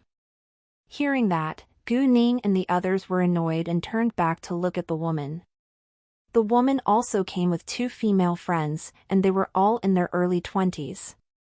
Gu Ning stared straight at the woman who just booked the table before her. The woman was very beautiful, but she had bad physiognomy. Her face was skinny with prominent cheekbones and a sharp chin. There were also wrinkles in the middle of her eyebrows. Her physiognomy showed that she could be very unkind. Although physiognomy didn't mean everything, Gu Ning knew that the woman was very aggressive, rude, and hot-tempered from her previous behavior. "I'm sorry, miss, but we came here earlier than you," Gu Ning said coldly. "I didn't hear you book it before me," the woman said with disdain while looking at Gu Ning. Actually, this woman was Ling Xiaojia. Ling Xiaojia was competing against Gu Ning for the table, not because she disliked Gu Ning, but because she was arrogant and self-centered. Besides, she was hungry now. "It's ridiculous. I just asked the waitress whether there are any vacant seats, and I was going to book the table, but you interrupted me," Gu Ning said with annoyance. "Miss, could you please wait for a while? Some diners are almost finished eating, and there will be more vacant seats," the waitress said to Ling Xiaojia. "No, I want the last vacant table," Ling Xiaojia said without hesitation. Well, the waitress felt cornered. Seeing that Ling Xiaojia was unwilling to retreat, she turned to Gu Ning and asked, "Miss, would you please wait for a few minutes?" In her eyes, Gu Ning was more considerate. Gu Ning was indeed considerate most of the time, but she wouldn't be friendly to those who were rude and domineering, so she asked the waitress, "I think it depends on the rules of your restaurant. First come, first served, or occupy the seats by violence." Hearing that, the waitress was struck dumb for a second. The restaurant, of course, served the diners in order of arrival, but the women who came here later seemed very aggressive. If they didn't get the table, they could argue or even fight here, which would affect other diners. However, this restaurant always obeyed the rule that the first customer was served first. If they broke the rule this time, it would damage the reputation of this restaurant, which would affect its business in the future. After thinking about it, the waitress decided to side with Gu Ning. "Miss, please follow me," she said to Gu Ning. "Hey, what do you mean?" Ling Xiaojia was mad and shouted in anger, "I booked the seat first, so why are you guiding her inside before me?" Ling Xiaojia was playing the blame game now. In fact, Ling Xiaojia was so hot-tempered today because she was in a bad mood, otherwise she would tolerate it for the sake of the Ling family's reputation. Ling Xiaojia's angry shout attracted a lot of attention from other diners in the restaurant. In a corner, Jiang Ruiqin was dining with Tang Qingyang. The dishes had just been served on the table, so they turned to look over. However, at first glance they didn't see Ling Xiaojia, whose voice they were familiar with, but Gu Ning. Seeing Gu Ning, Jiang Ruiqin's eyes lit up at once and he walked towards her. Tang Qingyang shook his head with a resigned look. "What's going on here?" The manager of the restaurant walked over after hearing the noise. The waitress immediately reported to the manager on what just had happened. The manager seemed displeased after hearing it and turned to look at the group of Ling Xiaojia. "Miss, I'm sorry, but we always serve diners in order of arrival. If you still want to dine here, please wait for a while. If not, please go dine in another restaurant." "How dare you talk to us like that? Do you know who we are?" The woman stood by Ling Xiaojia's right side said arrogantly. "I was born in the Shi family." The Shi family was a famous super-rich family in the capital, and the manager was slightly scared. Although Ling Xiaojia was from a much more powerful family than her friends, she seldom exposed her identity unless it was necessary. Master Ling had warned them not to use the Ling family's name to do bad things, or they would be punished according to their family's principles. Normally, the person would be locked in a small dark room for 3 days without anything to eat and just water to drink, which could cause a mental breakdown. Ling Xiaojia had been punished once, and she didn't want to suffer it again, so she would use her friend's family background to bully others. Anyway, it was already enough. "Miss Shi, do you think you have the right to grab seats away from others just because your family is super rich?" At this moment, a male voice sounded and it attracted everyone's attention. Without looking at him, Gu Ning already knew who he was from his voice, so did Ling Xiaojia. Gu Ning remained calm, while Ling Xiaojia panicked a little. "Jiang Ruiqin." Shi Yanyan was surprised to meet Jiang Ruiqin here, and didn't know what to do now. She gave Ling Xiaojia a glance to ask for her opinion in silence. Although there was an abyss between the Jiang family, which was a common rich family, and the Shi family that was a super rich family, the Jiang family had a close relationship with the Ling family after all. Most importantly, Ling Xiaojia liked Jiang Ruiqin and was unwilling to have conflict with him. However, Jiang Ruiqin disliked Ling Xiaojia very much and kept a distance away from her. Ling Xiaojia was in a bad mood today because of Jiang Ruiqin. Just an hour ago, they met Jiang Ruiqin, and Ling Xiaojia invited him to dine and watch a film together, but Jiang Ruiqin rejected her. "Fine. We can leave the table to them, but we must share a table with you." Ling Xiaojia seized the chance to dine with Jiang Ruiqin. Nevertheless, Jiang Ruiqin ignored Ling Xiaojia and looked to Gu Ning with sincerity. "Gu Ning, would you mind dining with us? I have always wanted to share a meal with you, so maybe today is my lucky day." Jiang Ruiqin. Ling Xiaojia couldn't believe her eyes. Why did Jiang Ruiqin invite this girl to dine with him? And they even seemed so close? What's their relationship? Ling Xiaojia thought to herself. "Why not?" Gu Ning said. Geet the L testvels on no/v/elben.c/om. Since they encountered each other, Gu Ning wouldn't turn Jiang Ruiqin down. In addition, Gu Ning noticed that the arrogant woman liked Jiang Ruiqin, but Jiang Ruiqin disliked her. If so, Gu Ning was glad to see the arrogant woman being upset after Jiang Ruiqin invited her. Jiang Ruiqin then ignored Ling Xiaojia and guided Gu Ning to his table. Ling Xiaojia's face was twisted in anger, and she lost her appetite, walking out at once. Her friends, of course, wouldn't stay in the restaurant and left with her. This restaurant was very popular and soon the last vacant table was occupied. Although Ling Xiaojia liked Jiang Ruiqin, she was too arrogant to tell him. In her eyes, the man she liked should feel honored and beg for her love, and she always believed that she was better than men. Even when she invited Jiang Ruiqin to dine together or watch a film together, she was still very arrogant and put it like she was doing him a favor. Since Jiang Ruiqin ignored her on purpose now, she obviously wouldn't stay here and left at once. However, she would invite Jiang Ruiqin to hang out with her again after her anger went away. She wasn't willing to give up, because Jiang Ruiqin aroused her desire of conquest. A self-centered person with a strong sense of self-esteem always wanted what he or she couldn't have. Gu Ning followed Jiang Ruiqin to the table and greeted Tang Qingyang when she saw him. Afterwards, they introduced themselves to each other. "Here, please order whatever you want." Jiang Ruiqin gave the menu to Gu Ning because he and Tang Qingyang had only ordered several dishes for 2 people. "Thanks." Gu Ning took the menu. Song Manny and Xiaichu also ordered their favorite food. "Gu Ning, what are you up to these days?" Jiang Ruiqin asked Gu Ning, pretending to be very casual. "Dealing with something," Gu Ning said, but didn't tell him more details. Since Gu Ning didn't want to tell him more details, Jiang Ruiqin didn't ask further. "Oh, if you meet those women again in the future, you better stay away from them, especially the one who has competed for vacant seats against you," Jiang Ruiqin said. Although he knew that Gu Ning was good at kung fu, it couldn't solve everything. Sometimes, power was the key to any problems. "Oh, what's her background?" Gu Ning asked with curiosity. "The Ling family in the capital," Jiang Ruiqin said directly. "The Ling family?"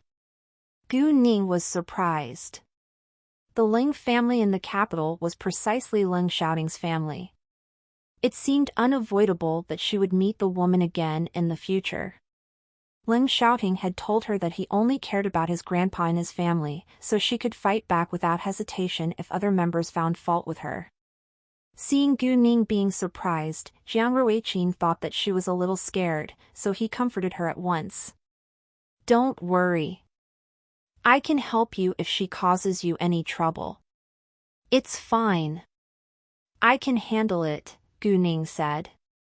In fact, she didn't care about Ling Xiaojia at all. If she didn't have Ling Xiaoting's support, she probably would be afraid of the Ling family's power and influence, but there was no need for her to be afraid now since Ling Xiaoting was her boyfriend.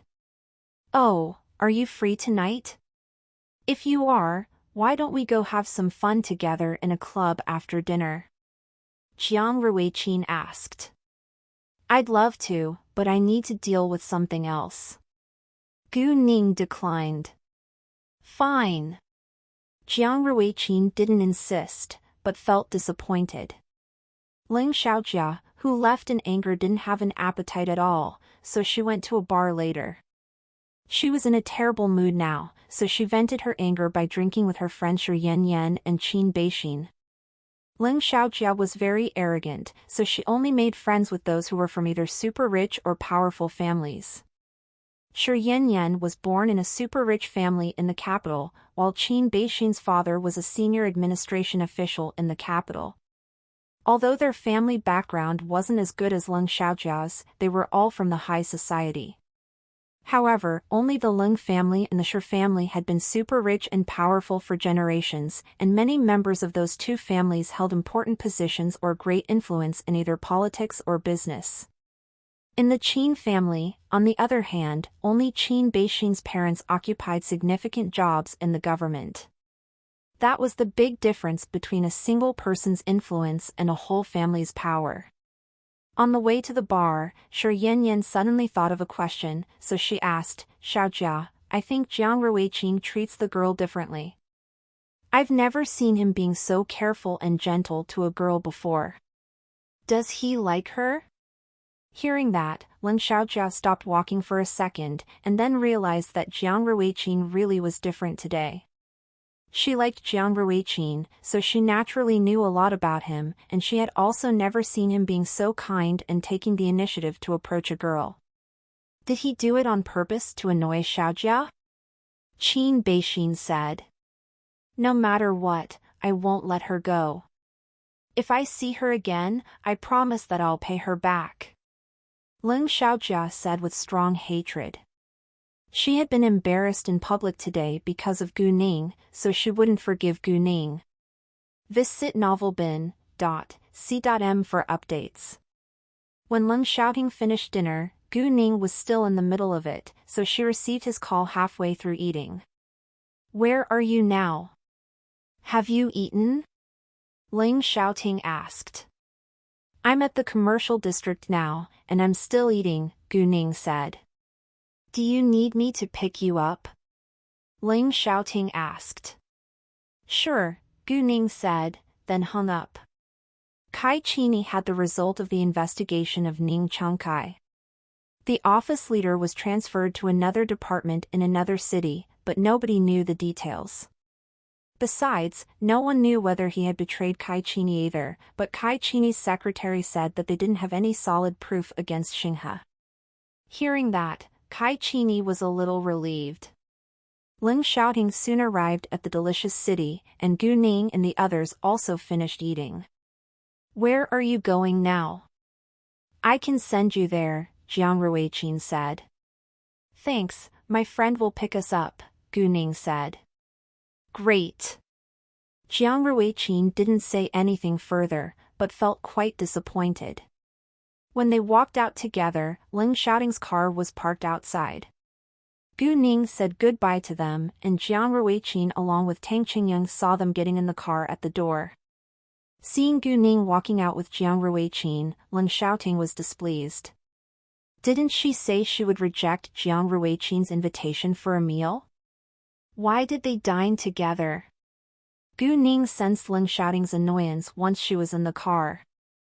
She immediately realized that he was mad because of Jiang Ruiqing.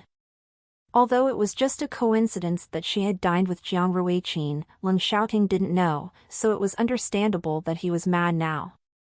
Gu Ning explained it to Lin Xiaoting at once, and Lin Xiaoting's anger faded, but Gu Ning didn't tell him that the woman was Lin Xiaojia. In the beginning, Xia Yichu and Song Manny felt stressed in the car, but then gradually got used to it. Afterwards, Gu Ning introduced them to one another. It was very dim in the car, so Xia Yichu and Song Manny didn't see Lin Xiaoting's appearance clearly, otherwise they would be astonished as well as excited. Gu Ning asked for Song Manny's and Xia Yichu's addresses, then Lin Xiaoting drove them back before they went to his house. Once Gu Ning was gone, Jiang Ruiqing was very upset, but Tang Qingyang could do nothing about it. Let's go! She's already been gone for a long while. Tang Qingyang lightly knocked Jiang Ruiqing's arm. Jiang Ruiqing sighed, then turned around. Let's go have a drink. He was in a bad mood now, and he wanted to drink beers. Let's go! Since his close brother wanted to drink, Tang Qingyang, of course, wouldn't reject.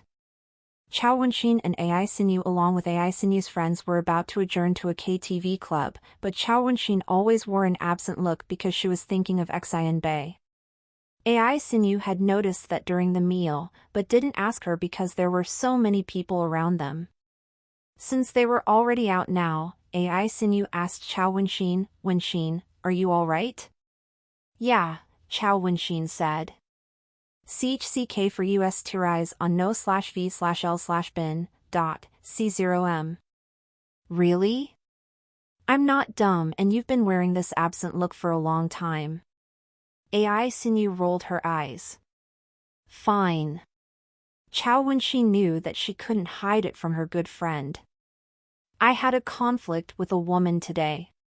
She used an ashtray to hit me, and one of my male friends protected me from being hit, but he was injured on his head, and now he's still in the hospital.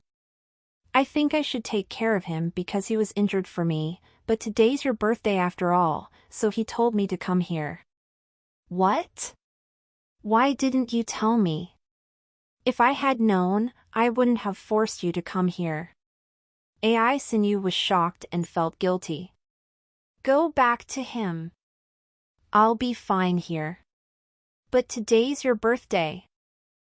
Actually, Chow Wen-shin also wanted to visit Xin Bei in the hospital, but she thought that it would be unfair for AI Sinew. She flew all the way here to attend AI Sinew's birthday party after all. It's fine. We've been good friends for years. I won't mind. AI Sinew was very considerate. If she found out the truth, but still forbade Chow Wen-shin from leaving, it would be very unkind. Well, then I'll go visit him. Sinew, I'm sorry. Chow Wen-shin hesitated for a while, but still decided to leave. It's no big deal. Just leave. Don't forget to bring some food for him, AI Sinew said and pushed Chow Wen-shin outwards. After that, Chow Wen-shin excused herself and left. She listened to AI Sinew and wanted to call Xin Bei to ask him what his favorite food was. However, she realized that they hadn't exchanged phone numbers with each other, which upset her. In the end, Chow Wen-shin only bought some fruits to visit him. When she got back to the hospital, Su Jinchen was also in Xin Bei's patient room. Xin Bei felt bored after Chow Wen-shin left, so he called Su Jinchen to keep him company. Su Jinchen didn't know what had happened to Xin Bei until Xin Bei called him. He was shocked and came to visit Xin Bei without delay. When he saw Xin Bei, his first reaction was the same as Lung's shoutings. How could you be hit by an ashtray? It was a subconscious action. Xin Bei said. In fact, he could have pushed Chow Wen-shin away, so neither of them would have been hit, but he hadn't thought further back then. Do you like her? Su Jinchen asked, although he already knew the answer. Yes. Xin Bei admitted it. Well, it seems another member of our team is going to have a girlfriend, but I'm still single. Su Jinchen felt very sad all of a sudden. Ling Xiaoting, Si Ming and now Xin Bei had all met their girls, but his girl was nowhere to be found. There is no sign of anything happening yet. Xin Bei wore a wry smile. Although he liked Chow Wen-shin, it wasn't easy for them to be together. They still needed more time to get along with each other. Su Jinchen's first love was in college, and he stayed single for a long time ever since, so he couldn't give any advice for his close brother now, but could only hope that Xin Bei would be happy. When it was about 8 p.m., Chow Wen-shin arrived. Xin Bei thought that Chow Wen-shin wouldn't be back until 10 p.m., so he was surprised to see her when it was just 8 p.m. Hi, Mr. Su. Chow Wen-shin greeted Su Jinchen. Hi. I came to visit Xin Bei after hearing what happened. Since you're back, I think I better leave now, Su Jinchen said. Bye-bye. Chow Wen-shin didn't think further and walked Su Jinchen out. When Su Jinchen walked out, he gave Xin Bei an encouraging look. Why did you come back so early? Xin Bei asked when Su Jinchen was gone. It wasn't because he didn't want her to be back earlier, but because he thought she needed to celebrate her friend's birthday that night. Was it because of him? Thinking that, Xin Bei was cheered up. I came here after dinner. They went to drink, but I don't feel like drinking today, so I didn't go with them. Oh, I wanted to buy some food for you, but I don't have your number so I didn't know what to buy, Chow Wen-shin said. Hearing that, Xin Bei also realized that they hadn't exchanged phone numbers yet. If you don't mind, we can exchange numbers, Xin Bei said politely, but he was very anxious. "Sure," Chao Wenxin said, and then they exchanged phone numbers. When Gu Ning and Leng Xiaoting were back in his house, Leng Xiaoting pressed her against the bed at once. However, Gu Ning's phone rang when he just started kissing her. It was the second time that Leng Xiaoting had been interrupted when he was kissing Gu Ning, and he was very unhappy. "Ha ha." Gu Ning snorted with laughter seeing Leng Xiaoting's sad face, but she still answered the call without delay. The call was from Ning Changkai and he reported on today's sales figures to Gu Ning. Although the sales in the afternoon was lower than that in the morning, they had made a lot of money today. It was quite understandable because many of Gu Ning's friends came to buy the products in the morning and they were very generous customers. In addition, for the skincare products, except facial masks, it took time for customers to see whether they were effective or suitable, so most of the customers only bought a set each to have a try. The pharmacy also made dozens of thousands of yuan today. It was quite a good result without any advertising. Normally, a store of skincare products could make several dozens of thousands of yuan at the most on the opening day, but they had made over 300,000 yuan. And a pharmacy could make over 10,000 yuan at best, but they had made over 40,000 yuan. In addition, both Colane Pharmacy and Cozy Store were direct sale stores, and Gu Ning could make far more money by wholesale in the future. Gu Ning planned to open more retail stores of Colane and Cozy, and Ning Changkai would be in charge of it. CHCK for US Tirais on no/v/l/bin.c0m. Ning Changkai told Gu Ning that the products which would be delivered to City F were already packed. They would be loaded tomorrow morning, and he asked her whether she wanted to check it. Gu Ning thought that it wasn't necessary, because she believed that Ning Changkai could handle it well. After hanging up the call, Leng Xiaoting pressed on Gu Ning again, but he was stopped by Gu Ning once more when he started kissing her. "Wait a second." It was the third time Leng Xiaoting had been interrupted, and he was very disappointed. However, he cared about Gu Ning's feelings, so he didn't force her to have sex with him. "What's wrong?" "I forgot to book a plane ticket.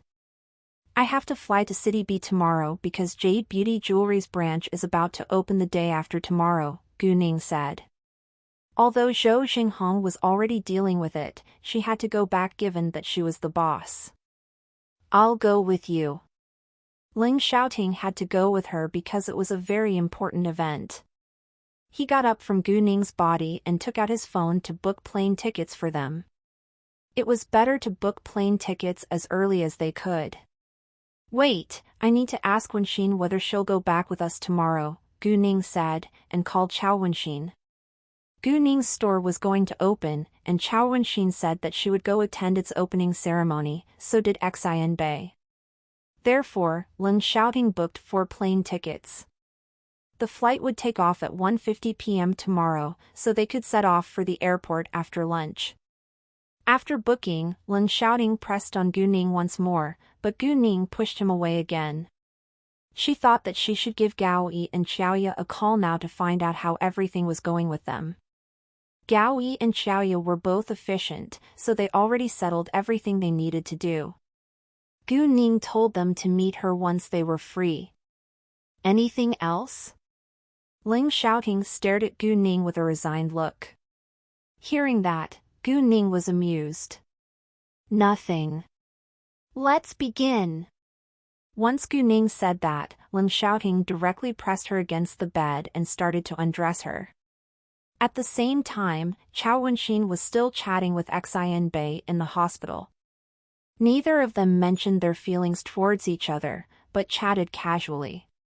When it was 11 p.m., Chao Wenxin had to go back to the hotel, because it wasn't appropriate for her to stay alone with Xin Bei in her room. In fact, Xin Bei was already fine after applying the liquid medicine Gu Ning gave him, but the doctor told him to stay in the hospital for a day in case his wound got worse.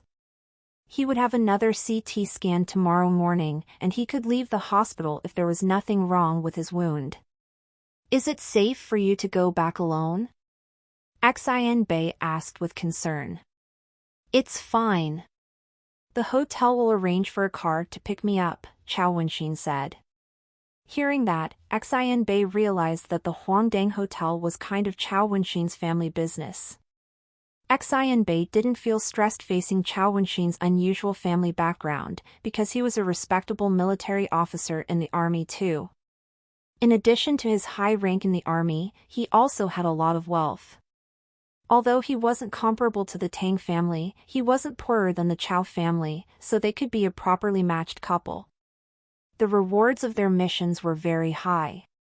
They might not gain much if they caught general murderers, but they would get rich rewards if they ruined an illegal drug cartel or caught people stealing cultural relics as well as arms traffickers. Those illegal groups had tons of money to run their illegal business. As long as they were caught, the government would take over half of their properties, and the other half would be divided among the Red Flame. For example, a head of an illegal drug cartel could have dozens of billion yuan in wealth, and those who fulfilled the task of catching the head could share half of his wealth. Therefore, each member of the Red Flame was super rich. Chao Wenxin took a shower when she was back in the hotel. However, she couldn't fall asleep at all, but kept thinking about what had happened today with Xian Bei. She was sure that she liked Xian Bei now, but not deeply yet, so she wasn't sure whether she wanted him to be her boyfriend. In addition, she was curious about his feelings for her. During this night, Xian Bei barely slept too, because he was also thinking of Chao Wenxin. Although he knew he liked Chao Wenxin, he hesitated to confess his affection for her before he was certain that she was willing to his girlfriend. The prime time of a bar was around 12 a.m. Leng Xiaojia and her friends actually drank some in the music bar, but they didn't have much. They knew that they were going to have fun in the second bar, so they stayed clear-headed. And now, they adjourned to a nightclub to start the second round of drinking. Several male friends invited them to have fun here, and those men were all from the high society like them. There were different groups of the younger generation in the high society who disliked each other, and normally one would only make friends with others in the same group as themselves. They knew the conflicts among different groups very clearly, and the older generation had reminded them to be careful too, so they would never socialize with people from the opposite groups. Even if they maintained a relationship with their enemies, it had to be a bad one. UW on NOV/L/B.I.com. Since they were friends, they shared many secrets about each other. If one made friends with the younger generation from the opposite groups, once the older generation began to fight against one another, it was unavoidable that his or her secrets would become the ammunition in their enemies' hands. The bar was very noisy and full of colorful moving lights. Men and women on the dance floor were crazily swaying their waists and shaking their booties, like tomorrow was the last day of their lives. Although it was early spring, it was still cold outside. In the nightclub, however, it was always summer, and all the women were wearing tight, sensual summer dresses.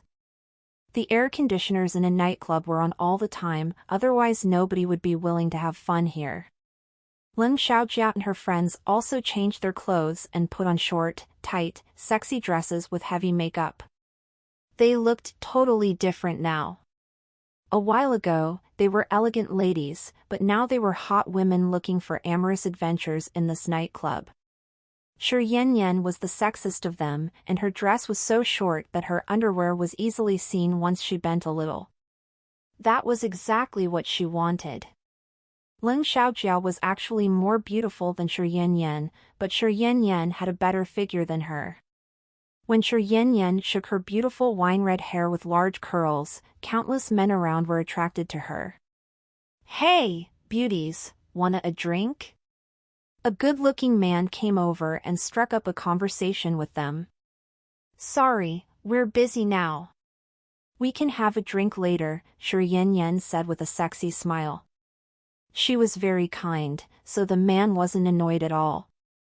After a while, they walked to the booth their friends had booked. There were 3 men and a woman who was wearing a skin-tight red mini dress with her boobs almost coming out. She was having sex with the man sitting next to her right in front of everyone. It was very common in a nightclub. Although Leng Xiaojia and her friends didn't have fun in nightclubs often, they weren't rare visitors either, so they were already used to it. "Oh, they're already having fun," Shi Yanyan joked without any touch of irony. Hearing that, the man and the woman stopped and looked to Shi Yanyan. The woman moved her hair on her chest away and said airily, "You didn't just find out, so don't put it like it's something surprising. Mind your reputation. Why don't you go get a room and then you can do it any way you want?" Shi Yanyan said.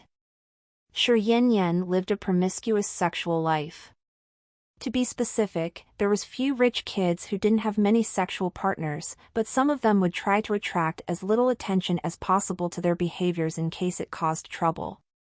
Leng Xiaojia and Qin Beixin, on the other hand, didn't have as many sexual partners as Shi Yanyan, so they were able to maintain a good reputation for now.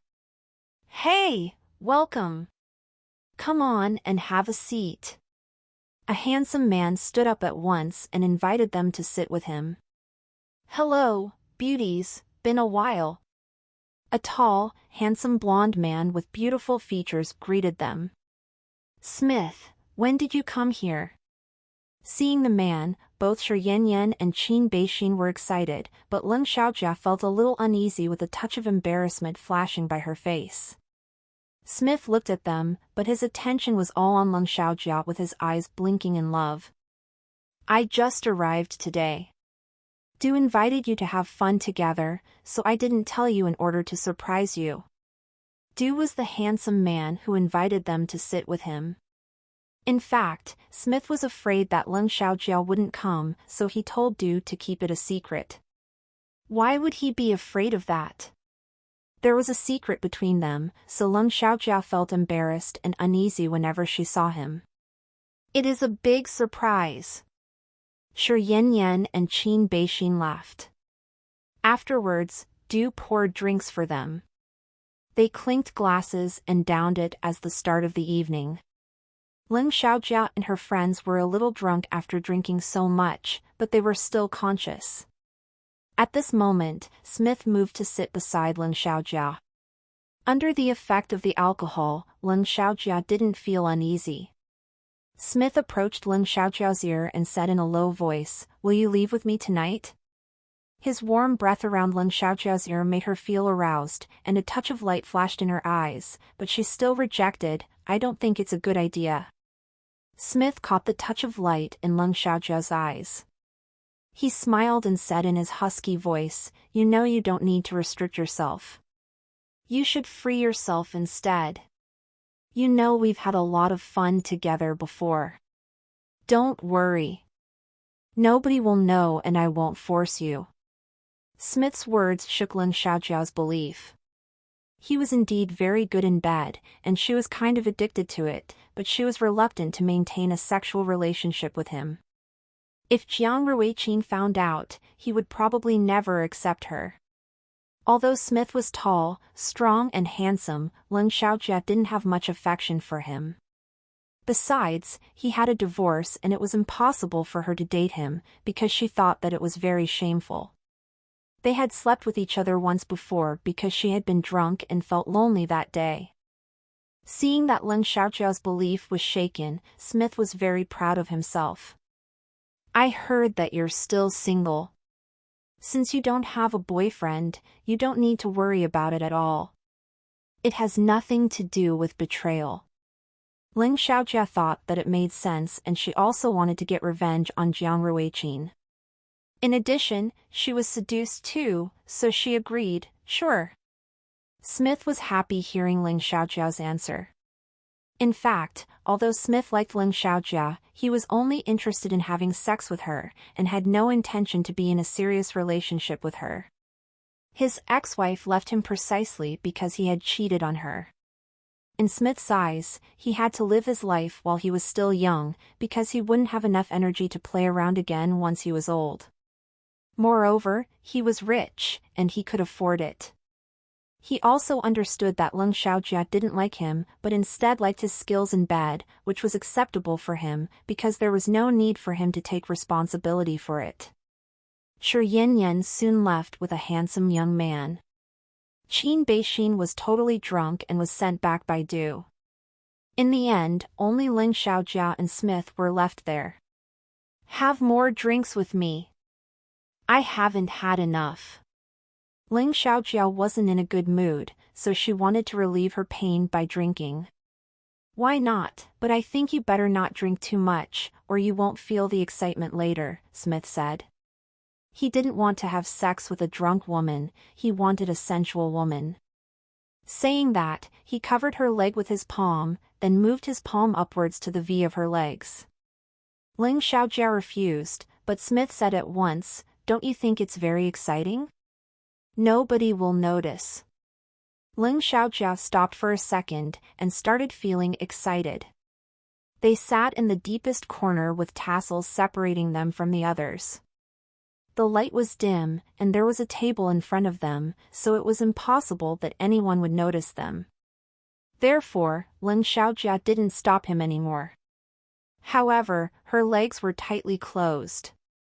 "Open your legs wider, so I can move in," Smith said. After a while of flirting and touching, both of them felt aroused, but it wasn't the right place to have sex here, so they stayed calm and drank. "Look, they're being really bold." Smith gave a glance at the next table, and Ling Xiaojia looked over. A woman lowered her head between a man's legs. Although she couldn't see it clearly, she understood what they were doing at first glance. It seemed the man was enjoying it, and there were other people around them joking loudly. From their talk, Ling Xiaojia got to know that they were playing Truth or Dare, and the woman lost a round. It was too much in Ling Xiaojia's eyes, she couldn't do that. After a short time, Ling Xiaojia left along with Smith. Smith had already booked a room in a nearby hotel, so they soon arrived. With a loud sound, Smith knocked the door open and threw Ling Xiaojia onto the bed. It wasn't painful, because the bed was super soft. Without hesitation, Smith pressed her body against the bed. The next day, Jiang Ruiqin got up to run in the morning as usual, but Gu Ning was still absent. It had been 3 days. Was she avoiding him?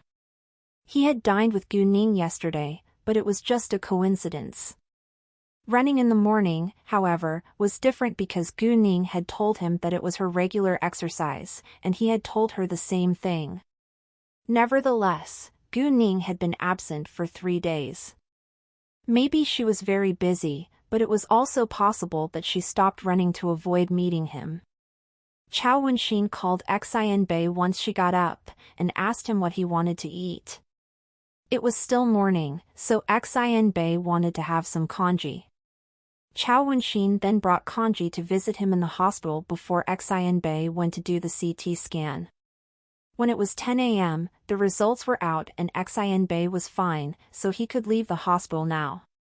Chao Wenxin and Xian Bei went to the parking lot together. Not far away, Yuan Kong was carrying a lunchbox that contained some dishes prepared by Yuan Jing for Xian Bei. Yuan Kong felt a little embarrassed seeing Xian Bei, and Xian Bei just nodded to him politely before he got in the car. Chao Wenxin drove a Maserati which was worth over 1 million yuan. It was an exclusive car for the senior management of the Tanghuang Group. Therefore, when Yuan Kong saw the logo of the car, he was shocked. If this woman in front of his eyes was able to drive such a luxurious car, she must have been born in a super-rich family. He now really hoped that Yuan Jing would listen to him and stopped harassing this woman. When they arrived at the hotel, Chao Wenxin called Gu Ning. Gu Ning and Ling Xiaoting had just left, so she told Chao Wenxin to order first. Not long after they left the house area, Gu Ning and Ling Xiaoting noticed that someone was stalking them. Gu Ning was very displeased, because she had been stalked many times these days, but she didn't know whether she or Ling Xiaoting was the target this time. She turned around and used her jade eyes. There were 2 men in the car behind them, and both of them had guns, which made Gu Ning think of bounty hunters. Gu Ning was worried, but she couldn't tell Ling Xiaoting right away, in case that would arouse his suspicion. I think we better drive to a remote place and deal with them first, Gu Ning said.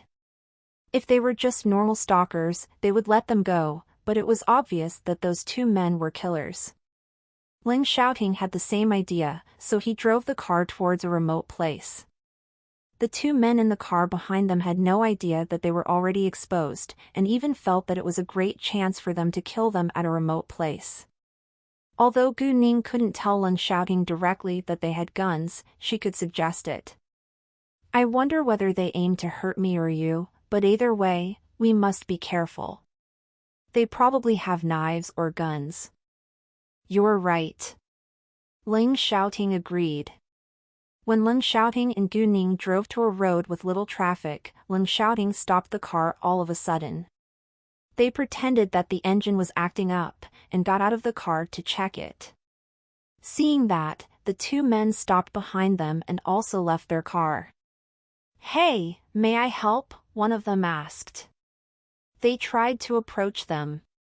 Diascover dated novels on NOV/E/Lbin.co. Thanks. Ling Xiaoting said, and the two men walked towards them. When they walked near, they suddenly attacked Gu Ning and Ling Xiaoting. However, both Gu Ning and Ling Xiaoting were already prepared, so they reacted within a second. The two men were stunned because they didn't expect that they would be so quick, but they kept attacking them. People who drove by this road all stopped and filmed the fight. Nevertheless, none of them dared to come closer, so their faces weren't clear in the video. Some of them also immediately called the police. After a while, the killers didn't gain any advantage, but Ling Xiaoting and Gu Ning also failed to get control of them. Gu Ning was sure now that they must be bounty hunters. To the killers' astonishment, Ling Xiaoting and Gu Ning were better than them in a fight. Therefore, they took out guns. Seeing that, Ling Xiaoting and Gu Ning dashed forward to stop them. The killers weren't weak either, but failed to aim at them accurately. Once they showed the guns, most onlookers drove away, and only a few stayed to watch, but they all stayed a far distance away. At short notice, Gu Ning drew a dagger and cut one of the killer's wrists with great force. The gun fell from his hand at once, and Gu Ning kicked it away. The killer was greatly surprised, because he didn't see when and where Gu Ning pulled out the dagger. This killer without his gun was barely a match for Gu Ning, and it was super easy for Gu Ning to beat him down now. As for Ling Xiaoting, he was even better and more experienced than Gu Ning in a fight. He dislocated the other killer's arm without hesitation and grabbed the gun away, then kicked the killer on the knee so the killer knelt on the ground and couldn't resist at all. At the same time, Gu Ning quickly got control of the killer fighting against her. The scene shocked everyone around. They caught the two killers with guns within just a few minutes. Although Ling Xiaoting was better than Gu Ning, people were still more impressed by Gu Ning because she was a slim young girl. In their eyes, girls were always the weak, but what Gu Ning did totally changed their opinions. Tell us. Who sent you here? Gu Ning asked coldly. The two killers remained silent. Well. Gu Ning wore a cold face, then heavily stepped on a killer's ankle. With a crisp sound, it was broken and the killer's face was twisted in great pain. Tell us, Gu Ning said again. However, they still remained quiet. If you refuse to tell us, you could die, Ling Xiaoting said, staring straight at them. Even so, the two killers still seemed tough. Our nationality is country Y, and your country has no right to sentence us. It was the truth. Without an extradition agreement, another country had no right to sentence them. Besides, the two killers didn't believe that Gu Ning and Ling Xiaoting would dare to kill them, because it would turn into a serious international problem. As long as they could flee back to country Y, they would be safe. Oh, really? Ling Xiaoting didn't seem worried at all. He took out his military officer card with a calm face. Don't you know that you can be sentenced to death if you try to assassinate a military officer? Seeing that, the two killers were stunned again. "Tell us who sent you here. I can punish you lightly and it won't become an international case. As for what will happen to you in the future, it totally depends on yourself," Leng Xiaoting said. It was an attempted murder, so they wouldn't be sentenced death according to the law. Of course, if Leng Xiaoting wanted them to die, it was just a matter of a few words, but he would fulfill his promise once he made it. The two killers were now scared of Leng Xiaoting's real identity. However, if they told him, they would be killed by their client because they broke the rules. Besides, they weren't sure whether Leng Xiaoting would keep his promise. Even so, it was possible that they could stay alive if they told him, and they could die right away if they refused to do so. After struggling, they decided to tell him. Although they were killers, they were afraid of death too. "It's Amy Hill from the Hill family," the man who was under Leng Xiaoting's control said. Hearing that, Gu Ning frowned but was not very surprised, because she knew that Amy wouldn't give up. "Do you know the person?" In the beginning, Leng Xiaoting thought that their target was him, but they told him a very strange name. He had heard of the Hill family, but he had never been in touch with it, let alone had conflicts or a grudge against it. Seeing Gu Ning's reaction, he realized that Gu Ning was their target. "We had conflict," Gu Ning said, but didn't tell him details. Hearing that, Leng Xiaoting was mad. If their target was him, he wouldn't have many feelings, but he wouldn't allow anyone to hurt Gu Ning. No matter who dared to hurt Gu Ning, he would make him or her pay for it. "Are you sure?" Gu Ning starred the killer's eyes. "I'm very sure," he said without any panic. In that case, Gu Ning believed it for now. "What did she want you to do to me?" Gu Ning asked, although she already had the answer. It wasn't the first time that she had been attacked by another woman after all. She was right. "She wanted us to ruin your face and rape you, so that you'd live the rest of your life in pain," the killer said.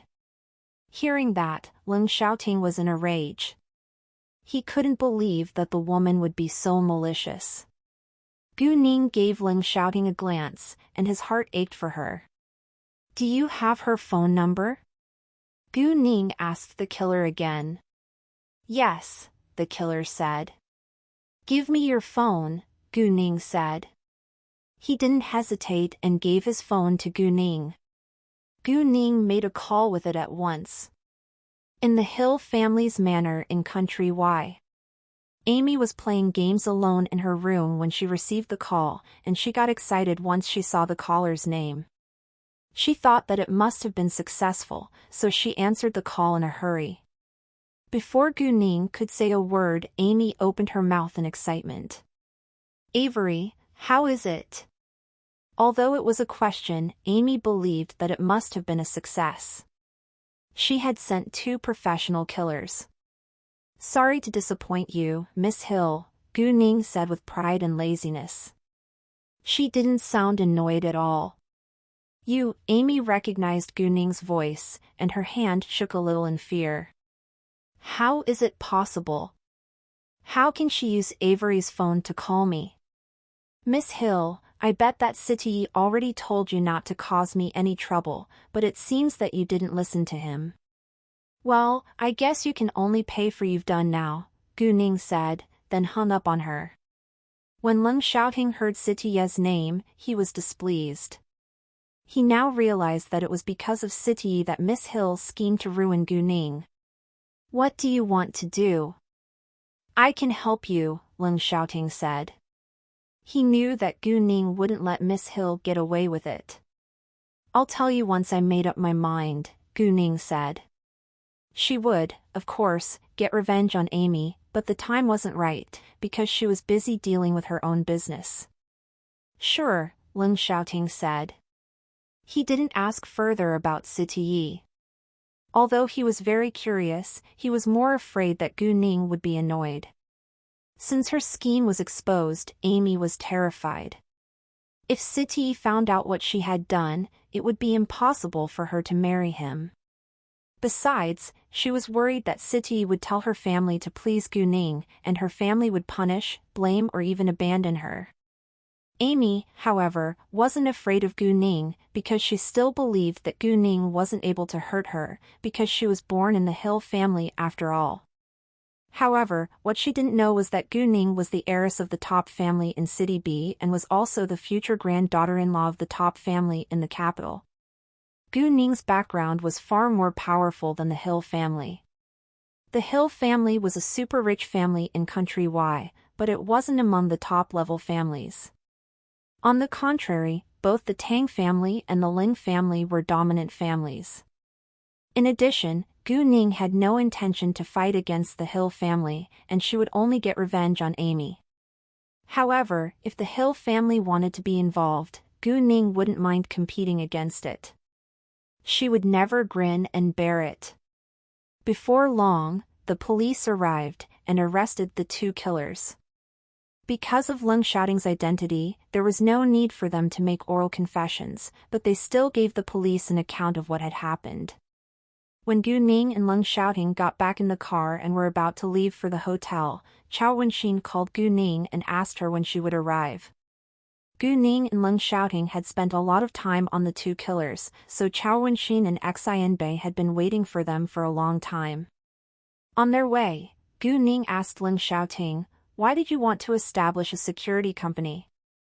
"Because many retired soldiers couldn't find a good job, I founded a security company and aimed to hire retired soldiers," Leng Xiaoting said. "I want to start a security company too, because I need my own institution of violence. Please introduce some retired soldiers who want to work in this industry to me," Gu Ning said. Gu Ning now thought that only violence could protect her from being attacked by others. "No problem," Leng Xiaoting said. Since Gu Ning wanted her own institution of violence, he wouldn't interfere in her decisions. Gu Ning was always an independent and strong girl, so she wouldn't be willing to rely on others, including him. Once some people uploaded the video to the internet, it caused a sensation, but nobody knew who those killers were. "Oh, is it Goddess Gu again? I think it is her. Goddess Gu is so amazing. She can beat an armed man down. Come on, the girl can be another person except her. There are other women who are good at fighting in this world after all. I believe that the girl in the video is Goddess Gu. You're sick. You're crazy. Am I the only person who focused on the reason why the two killers attacked Goddess Gu? They must have been hired by someone who's jealous of Goddess Gu. Jesus! Who would kill a person out of jealousy? It's insane. I think she must have messed with someone she shouldn't have annoyed. I don't believe that Goddess Gu would do that. Do you have any proof? Please, there is another man in the video too. Couldn't the man be the target and Goddess Gu is the helper? I agree. Gu Ning didn't know that another video about her went viral again, but she didn't care about it either. Leng Xiaoting and Gu Ning set off from the house around 10 a.m. and they arrived at the hotel when it was almost 12 p.m. because of the sudden attack. "What took you so long?" Chao Wenxin asked. She wasn't complaining, but was worried about them. Chao Wenxin thought that they must have encountered a traffic jam, but they were late by nearly an hour. "Something happened on our way," Gu Ning said, but didn't explain further. Chao Wenxin also stopped asking, since they were there now. Their plane was about to take off at 1:50 p.m., so they had to finish their lunch in a hurry and leave for the airport. They didn't have much time, so they sped up eating and finished their lunch before 12:30 p.m. Although they still had enough time to go to the airport, and normally it only took around half an hour to get there, they still needed to be quick in case they would be caught in traffic jams. The car Leng Xiaoting drove to the airport belonged to Xingshi Group, so he directly parked it in the parking lot, and his subordinates would come and drive it back. Their group consisted of 4 good-looking young men and women, so they attracted a lot of attention once they walked inside. Before they were aboard, Xian Bei received Su Jinchen's call, and Su Jinchen asked him where he was right now. Xian Bei told Su Jinchen that he was at the airport now and was going to fly to City B along with Leng Xiaoting. Hearing that, Su Jinchen was displeased. "Why didn't you tell me that you're going to City B? If you want to go there, just fly there." "We're about to board," Xian Bei said. He was thinking of Chao Wenxin all the time now, and totally forgot his close brother. It turned out that Leng Xiaoting wasn't the only one who valued his girlfriend above his close brothers. "Oh, Si Ming is also in City B now, right?" Xian Bei remembered that Si Ming went to meet Qiu Yusin in City B once he had fulfilled his task. It seemed that they all valued their girlfriends above their close brothers. Su Jinchen felt very hurt all of a sudden.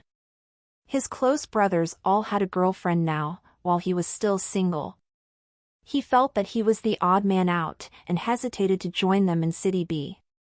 "Go there or not, it depends on you. I gotta go now." "We're going aboard," Xian Bei said and hung up. He didn't care whether Su Jinchen joined them. Xian Bei didn't tell Su Jinchen why they were flying to City B. If Su Jinchen knew that they went there to attend the opening ceremony of Gu Ning's store, he would, of course, join them. In the end, Su Jinchen still decided to fly to City B. Therefore, he booked the latest plane ticket, and the plane would take off at 3:10 p.m. Leng Xiaoting and Xian Bei were two stunning men, and they were always the focus of people's attention wherever they appeared. Once they were aboard, two stewardesses noticed them. The two stewardesses saw them walking into the cabin, and tried to find out which class they sat in. Although Leng Xiaoting and Xian Bei didn't sit in the first-class cabin, their outstanding appearances were attractive enough. In addition, not every rich man preferred to sit in the first-class cabin, because many rich people tended to keep a low profile. When every passenger was aboard, the two stewardesses started to talk about them. "Look at them! They're so handsome and sexy, especially the one in black." "Indeed. I think the man in gray is a better choice, because the one in black seems so cold." "I love the one in black. Why don't we try later to see which one is easier to pick up?" "Why not? Visit N0VL/BEIN. for the best novel reading experience." The two stewardesses were quite confident about themselves, but unfortunately they chose the wrong men and they were doomed to be disappointed. In fact, both of the two stewardesses were very pretty, with good body shapes, otherwise they wouldn't be so confident. In normal cases, men would love to strike up a conversation with them even if they didn't take any action. However, they met two unusual men on this plane today. Before the plane started, flight attendants had to make sure that every passenger was wearing his or her safety belt, so the two stewardesses walked to Leng Xiaoting and Xian Bei at this moment. In the beginning, Leng Xiaoting's seat wasn't with Gu Ning but Xian Bei, so Gu Ning exchanged seats with Xian Bei, and Xian Bei, of course, wouldn't disagree. Both Leng Xiaoting and Xian Bei sat on an aisle seat.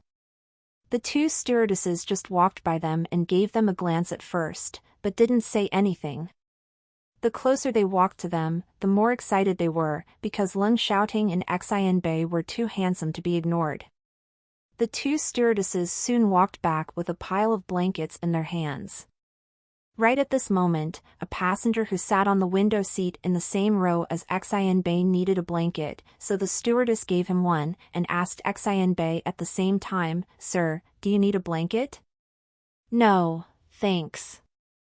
Xian Bei was a gentleman, but didn't give the stewardess a glance at all, which disappointed her. In order not to arouse any special attention, the stewardess also asked Chao Wenxin, who sat next to Xian Bei, and Chao Wenxin declined too. The other stewardess asked Leng Xiaoting the same question, but she heard the same answer, and felt disappointed as well. She asked Gu Ning later, but Gu Ning didn't need one either.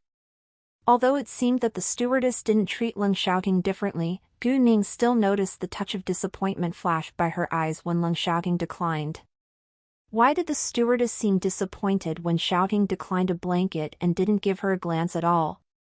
Gu Ning thought to herself. She believed that the stewardess must be attracted to Leng Xiaoting. She was with Leng Xiaoting right now, but the stewardess still tried to strike up a conversation with him. If she wasn't by his side, other women could be more proactive. Gu Ning was displeased, but didn't care much about it, because she knew Leng Xiaoting very well. The plane soon took off. When it flew steadily in the air, the flight attendants began to hand out drinks. Since Gu Ning already knew that the stewardess admired Leng Xiaoting, she purposefully clasped his arm when she walked over and they seemed very close. Therefore, the stewardess was quite upset when she saw that. Although the stewardess was upset, she still did her job and asked them what they wanted to drink. Both Leng Xiaoting and Gu Ning ordered a cup of coffee. However, Xian Bei and Chao Wenxin weren't a couple yet, but they liked each other, so it was a little embarrassing when they sat together. "Sir, what do you want to drink? Coffee, water, tea, or juice?" The stewardess put on a beautiful smile. Xian Bei raised his head, but not to look at the stewardess. "Tea please," he said, giving a glance at the drinks on the cart. "Sure, please wait a second," the stewardess said, then went to prepare a cup of tea for Xian Bei. "What do you want to drink?" Xian Bei asked Chao Wenxin all of a sudden. Seeing that, the stewardess was a little surprised that they knew each other and she wondered what their relationship was. However, since Xian Bei wasn't alone, she wouldn't keep on striking up a conversation with him. "Coffee please," Chao Wenxin said. After that, Xian Bei told the stewardess to prepare a cup of coffee for Chao Wenxin. The stewardess stopped glancing at Xian Bei and walked away later. When the two stewardesses finally had a break, they talked about what they had been through, and both of them sighed with sadness. "Why can other stewardesses easily meet a rich boyfriend on a plane, but it's so hard for us?" one stewardess said. "Exactly. We're not ugly or fat, and there are many rich men on a plane from the capital to City B, but none of them give us a glance, except those who are looking for a mistress or a one-night stand," the other said, feeling very sad. "I think it's probably because of our job. We're always flying from one city to another, and barely have free time. If any men want to have a girlfriend like us, they would have to tolerate our frequent absence. What should we do? Do we have to stay single and unmarried forever? Who knows?" In the capital, Jiang Ruiqin was reading documents in his family's company. All of a sudden, he received his father's call and heard the bad news that his grandpa had fainted and was on the way to the military general hospital. After hearing the news, Jiang Ruiqin left the company in a hurry.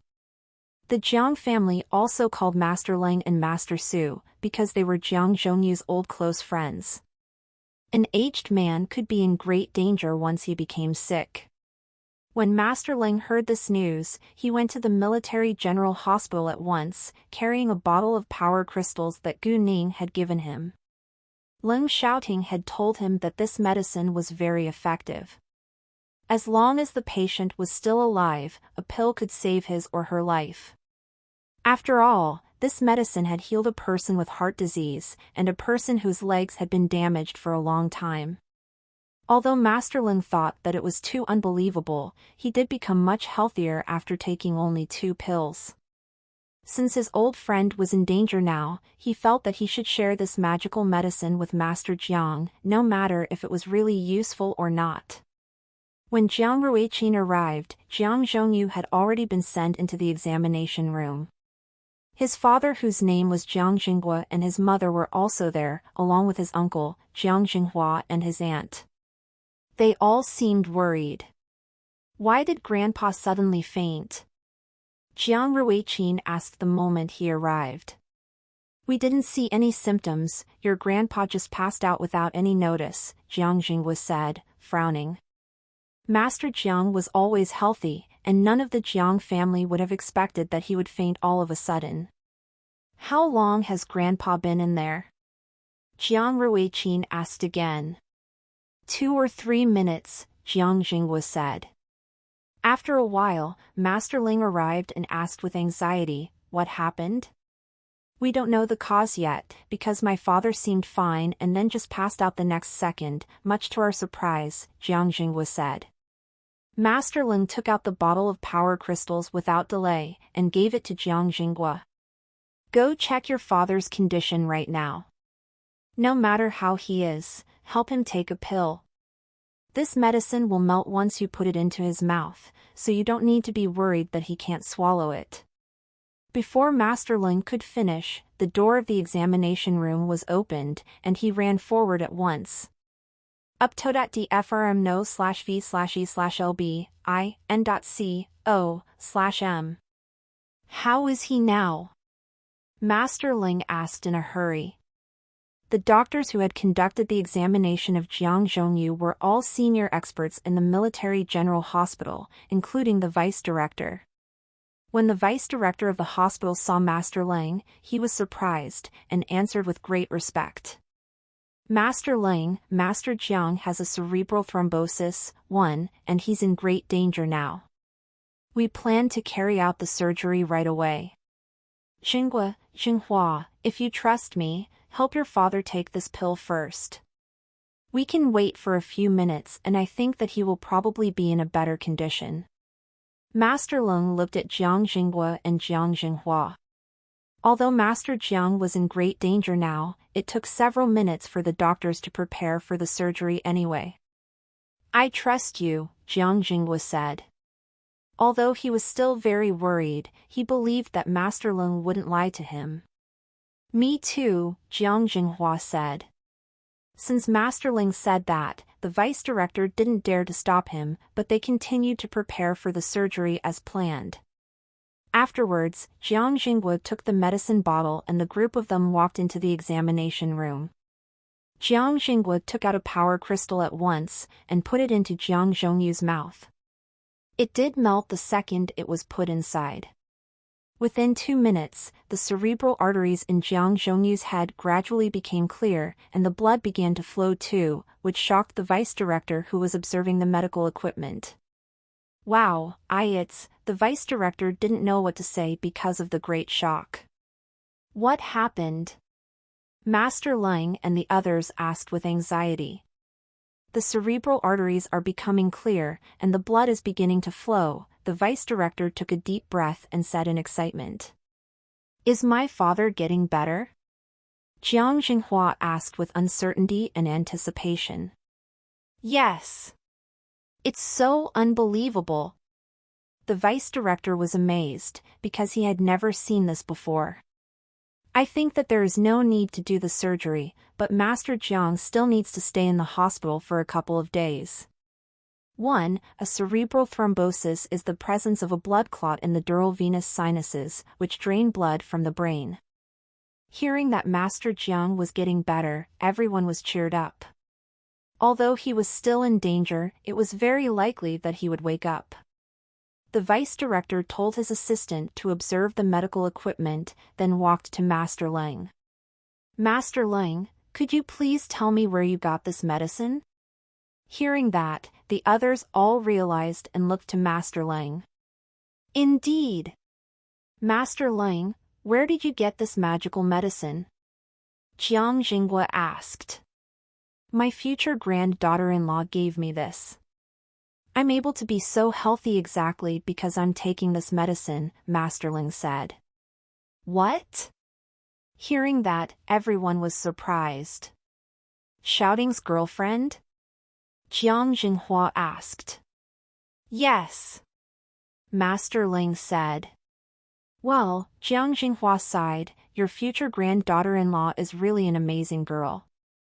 She has rescued my son and now she saved my father's life." "What?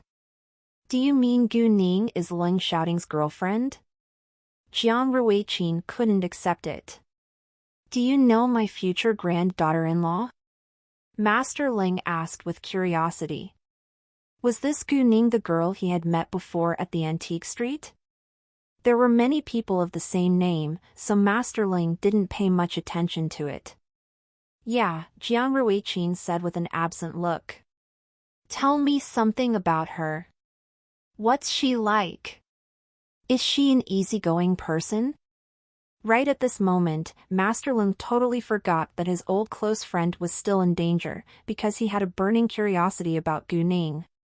He didn't care about Gu Ning's appearance, as long as Leng Xiaoqing liked it, but her personality was very important. He would hate it if he couldn't get along well with his future granddaughter-in-law, because it would cause Leng Xiaoqing trouble. Jiang Ruiqin was astonished looking at Master Ling. Why did Master Ling know nothing about his future granddaughter-in-law? Master Ling also felt embarrassed, but still explained, Xiaoqing didn't tell me many details, and I didn't do a background check either because he'd be mad. Since he isn't willing to tell you, I can't tell you either, Jiang Ruiqin said, but felt quite sad. It's fine. I won't tell him that you told me. Master Ling made a promise. Jiang Ruiqin thought for a while, then said, Actually, I just met her, so I don't know much about her either, but I know she's very beautiful. If you want to know more about her, you can search her name on the internet, because she has occupied the headlines for many days. Really? Why? Everyone was shocked. F0 Low New Hapters at nov/el/bin/.com. At this time, Jiang Zhongyu was regaining consciousness. Vice Director, the patient's cerebral arteries and blood flow are getting back to normal, and he's regaining his consciousness, the Vice Director's assistant said. What? Really? Everyone went to surround Jiang Zhongyu in the room, and with great excitement they saw his finger moving. Although Jiang Zhongyu's head was still in the equipment, so they weren't able to see his facial expression, it was a good sign that he was regaining his consciousness. A doctor who had prepared for the surgery walked inside at this moment and told the Vice Director, the surgery room is ready. The patient is already out of danger. There is no need to carry out a surgery now, the Vice Director said in excitement. If surgery was just an option, they preferred not to choose it, because it was also very dangerous. What? The patient is already out of danger? The doctor was astonished. Master Jiang had just been in great danger and could have died at any moment, but now he was already out of danger? The doctor knew that the Vice Director of this hospital wouldn't joke about the patient, but it was too unbelievable. Therefore, the doctor couldn't help but doubt whether the result of their diagnosis was correct. However, even though the doctor had doubts, he didn't dare to say anything different right now. Since the surgery wasn't needed anymore, he had to leave to tell his colleagues. Jiang Zhongyu was finally safe, but he still had to stay in the hospital under observation for a few days. Accordingly, Jiang Zhongyu was moved to a VIP patient room. A while later, Jiang Zhongyu opened his eyes, but he still wasn't able to talk or move, and it took time for him to recover. Right at this moment, Master Su finally arrived half an hour later than Master Ling, because he had been stuck in a traffic jam on the way from his house to the military general hospital. Master Su was anxious the entire time since he heard the bad news, because he was worried that he might not see his old friend the next day given an old person's condition. Since Jiang Zhongyu was fine now, Master Su was relieved. They were all aged men, and could die of diseases or age at any moment, but they still enjoyed their lives and always hoped to live a day longer. They didn't feel reluctant to leave this world, but just want to stay with their families as long as they could. When Master Su found out that it was Leng Xiaoqing's girlfriend's medicine which had saved Master Zhang's life, he was also shocked, and wished that Gu Ning could be his own grandson's girlfriend. Well, I wish the girl could be Jinchen's girlfriend, Master Su said with envy, then his eyes lit up all of a sudden. I don't think it's a bad idea if Jinchen is able to steal Xiaoqing's girlfriend away. Don't you dare! I'll never allow it to happen. Master Ling seemed mad and aggressive. His grandson finally had a girlfriend, and he would never allow anyone to steal his grandson's girlfriend away. Master Su snorted with laughter. Shouting is too cold, and he must know nothing about romance, right? Girls all love romantic gentlemen, and nobody wants to face a cold face all day. It'll be so boring and the girl could soon be bored. Jinchen, on the other hand, is very different. He's easygoing and outgoing, and we're often amused by him. A girl can only be happy with such a man like Jinchen. A long-lasting relationship requires romance, surprises and happiness. The reason why Master Su criticized Leng Xiaoting and complimented Su Jinchen was that he felt it was unfair that Leng Xiaoting, who was always wearing a cold face, could have such an outstanding girlfriend, while his grandson, Su Jinchen, who was humorous and gentle, was still single. However, Master Su's words alerted Master Leng. Leng Xiaoting indeed stayed aloof from others and even seldom smiled at his own grandpa. Nobody was willing to look at a cold face all day. Your F48 stories on /o/v/lbn.cm. Although Leng Xiaoting had told Master Leng that he dated the girl for the purpose of getting married, Master Leng was afraid that the girl would get bored with his personality in the future. Thinking of that, Master Leng was anxious. He thought that he should remind his grandson to take good care of his future granddaughter-in-law in case someone else stole the girl away. Without delay, Master Leng called Leng Xiaoting, but Leng Xiaoting's phone was powered off at this moment. Seeing Master Leng's reactions, everyone was amused.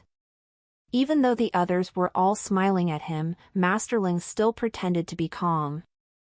All of a sudden, Master Leng remembered what Jiang Ruiqin had told him. "Qin Bing, search Gu Ning's name with your phone right now," Master Leng said to his bodyguard. Master Leng was the older generation, so he didn't really know how to use smartphones. "Yes, sir." Qin Bing answered, and searched Gu Ning's name on the internet at once. "Leng, why are you searching girl Gu's name?" Master Su asked with confusion, because they only knew one girl whose name was Gu Ning, who was the boss of Xiaonyun Antique Store, but they didn't know that Leng Xiaoting's girlfriend was also named Gu Ning. "We'll find out with the result." Master Leng didn't explain further to Master Su, because he himself didn't know much about it yet. Nonetheless, Jiang Ruiqin realized that Master Su must know Gu Ning, but how come Master Leng knew nothing about her?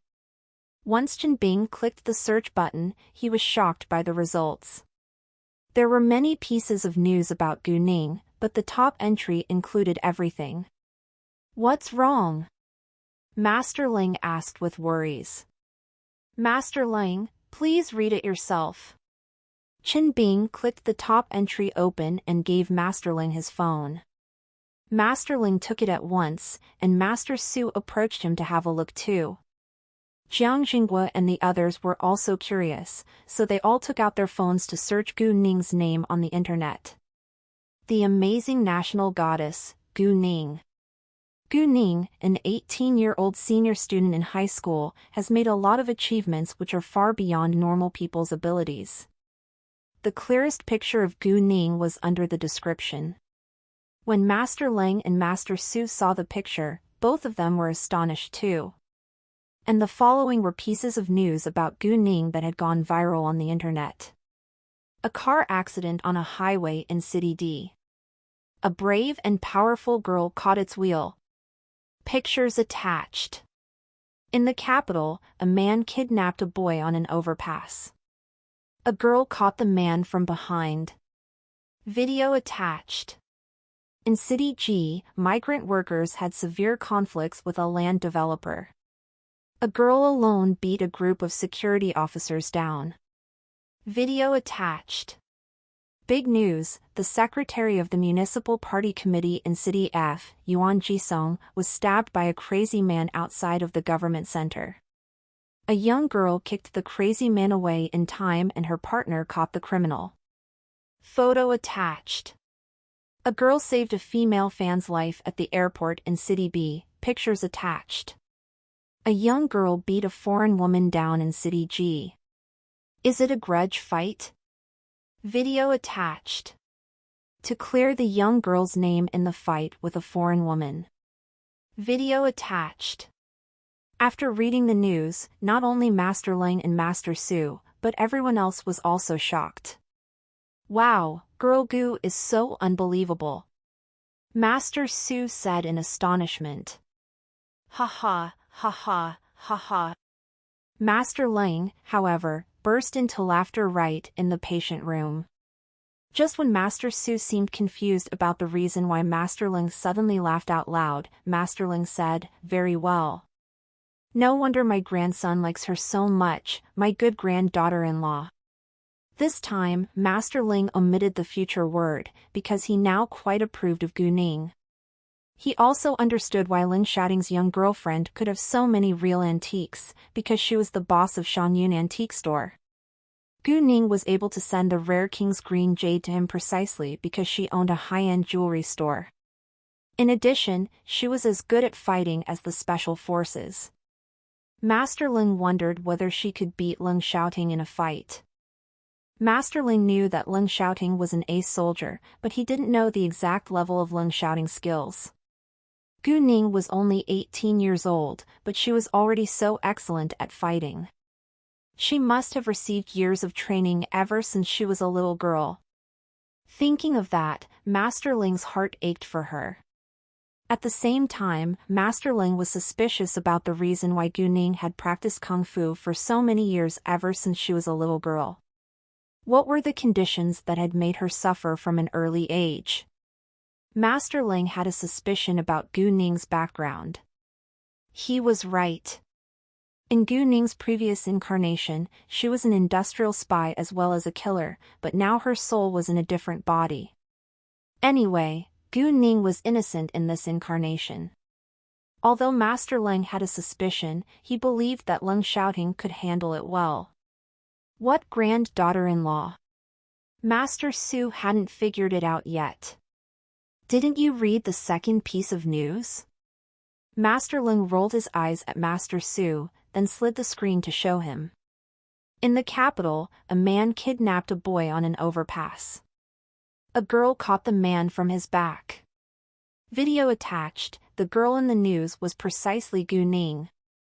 After reading it, it dawned on Master Su that the boy in the news was Master Zhang's grandson, Jiang Haoyang, and the girl who had rescued him was Ling Xiaoting's girlfriend. In that case, Ling Xiaoting's girlfriend was exactly the Gu Ning they had met before. It was too shocking for Master Su to get his mind back within a short time. This young girl was indeed unbelievable. Master Ling was thrilled to find out who his granddaughter-in-law was. Afterwards, he remembered that his old close friend, Jiang Zhongyu, was still lying on the patient bed. Luckily, Jiang Zhongyu was getting better now, so there was nothing to be worried about. Around a dozen minutes later, Master Ling and Master Su left together. At this moment, Jiang Ruiqin knew that it was impossible that he could be with Gu Ning. If Gu Ning's boyfriend was someone else, he would try to compete for her. However, Ling Xiaoting was someone he didn't dare mess with. In addition, he was unwilling to steal another man's girlfriend. Besides, his grandpa was still lying on the patient bed now, so he wasn't in the mood to think about his own personal affairs. When it was 4 p.m., the plane landed at the airport in City B. Ling Xiaoting turned his phone on once he got off the plane and saw a missed call from his grandpa, so he called back. The minute Master Ling answered Ling Xiaoting's call, he said with sincerity, "Xiaoting, an old friend of mine told me that a man with a cold face isn't popular among girls. Girls all like romantic gentlemen, so you must learn how to be gentle and romantic, otherwise your girlfriend will be bored with your cold face in the future no matter how handsome you are. Don't let other humorous and romantic men steal your girlfriend away from you." Hearing that, Ling Xiaoting was struck dumb for a second, because it wasn't his grandpa's usual style of talking. However, what his grandpa said alerted him. He indeed had no idea how to be gentle and romantic, and he seldom smiled. Although he trusted Gu Ning, he was still worried that she might leave him one day. Thinking about that, Ling Xiaoting looked at Gu Ning with mixed emotions. He made up his mind to learn to be gentle, romantic, and humorous. He would never allow any men to steal Gu Ning away from him. Gu Ning was also surprised after hearing what Master Ling said. It sounded like someone was going to steal her away right now. Ling Xiaoting wasn't as gentle or attentive as normal men, but he cared about her and valued her highly, which 90% of men couldn't do. Even though Ling Xiaoting wasn't romantic, she didn't mind and loved him as always. Since she believed that he was her Mr. Right, she would be loyal to him as long as he was loyal to her and never hurt her. "Sure, I understand," Ling Xiaoting said, then hung up. Afterwards, he held Gu Ning's hand and clasped it, like he would lose her once he loosened his hand. "Ning Ning, you are mine, and you can only be mine during this lifetime." F0 Low New Chapters at nov/el/bin/.com. Gu Ning was amused. "Yes, of course." Hearing that, Ling Xiaoting was cheered up. Gu Ning also saw a missed call from Xiaoya when she turned her phone on. Xiaoya had called her an hour ago, so she believed that they must have arrived. Gu Ning then called Xiaoya back. She was right. Xiaoya and Gao Yi were now resting in the Huangdang Hotel downtown as Gu Ning had told them to. Gu Ning told her that she would meet them a while later in the hotel. Chao Wenxin's Land Rover was parked in the parking lot, so they went to the city center in it. Gu Ning still had something else to deal with, so she didn't go to the Tang family's house right away, but called Gu Man and told her that she was safe. Gu Ning planned to meet Zhou Xinghong first to check the jewelry branch and see how everything was going with the opening ceremony, which would be held tomorrow.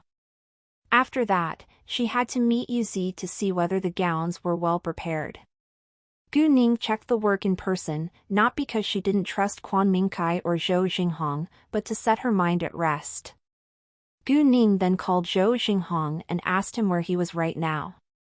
Zhou Xinghong was in the jewelry branch, so Gu Ning told Xian Bei its address and they drove straight to it. Xian Bei was the driver, because he was already recovered. However, he disliked Chao Wenxin's car because it was bright red, which was too noticeable. Xian Bei was a straight man, and he couldn't tolerate bright red. Since there were two men in the car, they wouldn't bother the women to drive, and Xian Bei didn't dare let Ling Xiaoting be the driver. Although they were teammates, Ling Xiaoting was in fact the leader in their team.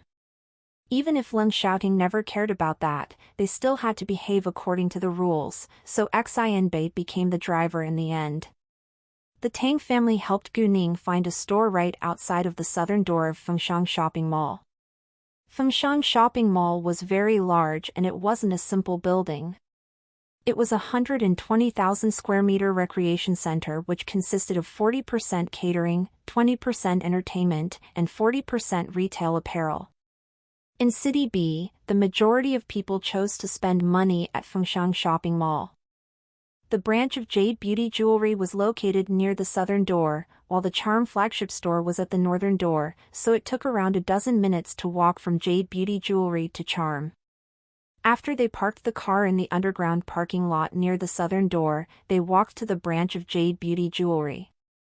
The Jade Beauty Jewelry store in City B was much larger than that in City G, and it was decorated in a much more luxurious style. City B was an international city after all, and there were many well-known, high-end jewelry brands here, so Jade Beauty Jewelry had to stay as luxurious as possible to attract potential customers' attention. Many women were doing window shopping outside of Jade Beauty Jewelry. They were all stunned by the glory of the jade jewelry placed inside, but none of them could afford it. Gu Ning and the others, however, walked inside without hesitation. "Nice to see you, boss," a saleswoman greeted Gu Ning with respect once she appeared. Although it was the first time the staff working in the store had seen Gu Ning in real life, they had all seen her photos on the internet beforehand. Therefore, it was quite easy for them to recognize her. Other staff also greeted Gu Ning with respect. Hearing their voices, Zhou Xinghong walked to them at once. "Welcome, boss and Mr. Ling. How is everything going?" Gu Ning asked. It's almost done, Zhou Xinghong said. Please look around as you like, I need to discuss something with Uncle Zhou, Gu Ning said to her friends. Sure, Chao Wenxin said, then went to look around at the jade jewelry in excitement. Ling Xiaoting and Xian Bei, however, weren't interested, so they walked to sit in the lounge, and the manager of this store served 2 cups of tea to them. The lounge in the store was also large, and it was around 10 square meters. The rent per square meters in Fengshan shopping mall was very high, so the rent of a store the size of the lounge could cost over 10,000 yuan a month. Zhou Xinghong guided Gu Ning to walk around the store and reported on his work to her at the same time. The opening ceremony would begin at 10 a.m. tomorrow, and the runway show would be held around 12 p.m. at the banquet hall in Huangdang Hotel. As for the invitation letters, Zhou Xinghong used to think that it would be difficult to hand them all out. However, to his surprise, many either important or famous figures asked him for it, including many reporters, once the Tang family was involved. The mysterious Miss Gu would appear at the runway show, so many people wanted to see her, given all the unbelievable things she had done and achieved. After a while, Gu Ning and the others left for Charm to check on the gowns. When they walked in the shopping mall, they were the focus of people's attention as usual. Wow, the men are so handsome. Most of the people were attracted to Ling Xiaoting and Xian Bei at first. Indeed. I've never seen such handsome men like them before. The majority of the shoppers were women, but some also recognized Gu Ning. Look! Is she Goddess Gu? A girl who was Gu Ning's age was astonished and couldn't believe her eyes, so she asked her friend. Get the latest CHDers on n/velbin.com. Her friend looked over, and was thrilled at once. She is Goddess Gu. OMG, I didn't expect to encounter my idol today. Look at the man beside her. He's so 000 handsome. I must take pictures of them. Saying that, the other girl drew out her phone and took many photos of Gu Ning. Gu Ning and the others, of course, heard their loud discussion, but Ling Xiaoting and Xian Bei didn't react to those onlookers.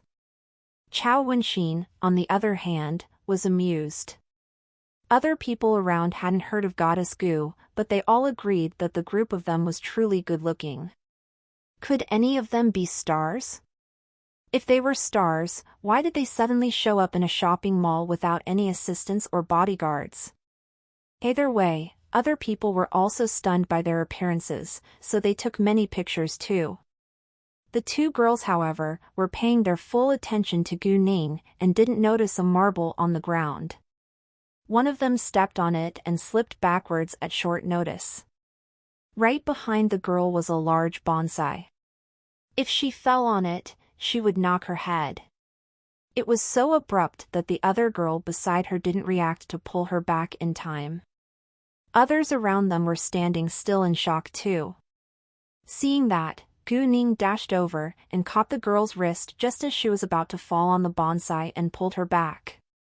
The scene shocked everyone again. A few seconds later, the crowd finally got their minds back. Some acclaimed Gu Ning, and some even applauded. What had happened was filmed by their phones as well. Ching Ching, are you all right? The girl's friend ran to her at once. Why yeah, the girl's voice was still trembling and her face turned pale. She then looked to Gu Ning with great admiration, and thanked her. Thank you so much, Goddess Gu. Goddess Gu, you're so amazing. Another girl also looked at Gu Ning with deep admiration. My pleasure. Be careful. Gu Ning smiled, then turned around walking away. However, the 2 girls were stunned by her beautiful smile. Oh, no, I doubt my sexual orientation now. I think I just fell in love with Goddess Gu's smile, a girl said. Me too, another girl said. Gu Ning and the others hadn't walked very far yet and they heard the 2 girls talk again. Gu Ning didn't know what to say. Lin Xiaoting, on the other hand, was displeased because he wouldn't allow anyone else to admire or chase his girlfriend, even if they were girls. Xian Bei felt that it was very funny because it was the first time that he had seen his boss get jealous just because of two young girls. Chao Wenxin joked, "Ning Ning, you're so charming that even girls doubt their sexual orientation once you appear." Gu Ning wore a resigned smile, but she finally understood the feelings of a popular star. Although she wasn't a star herself, she had become the hottest topic many times like a star. The video was uploaded to the internet after a short time, and it threw a bomb among countless internet users again without doubt. A person in the spotlight was liable to be attacked, so many people criticized Gu Ning although the majority was supportive. It's a good thing to save others' lives, but is it necessary to post it on the internet every time? I wonder whether it's a publicity stunt. Goddess Gu doesn't need a publicity stunt. She isn't a star, and the video was uploaded by a passerby. Exactly. It's not Goddess Gu's fault. Haters, are you just being jealous? Once someone criticized Gu Ning's loyal fans would attack him or her. No matter whether it's a publicity stunt or not, I think she should stop consuming our attention. Don't pay attention to it if you dislike it. Agree. Although she isn't a star now, she can make her debut at any moment.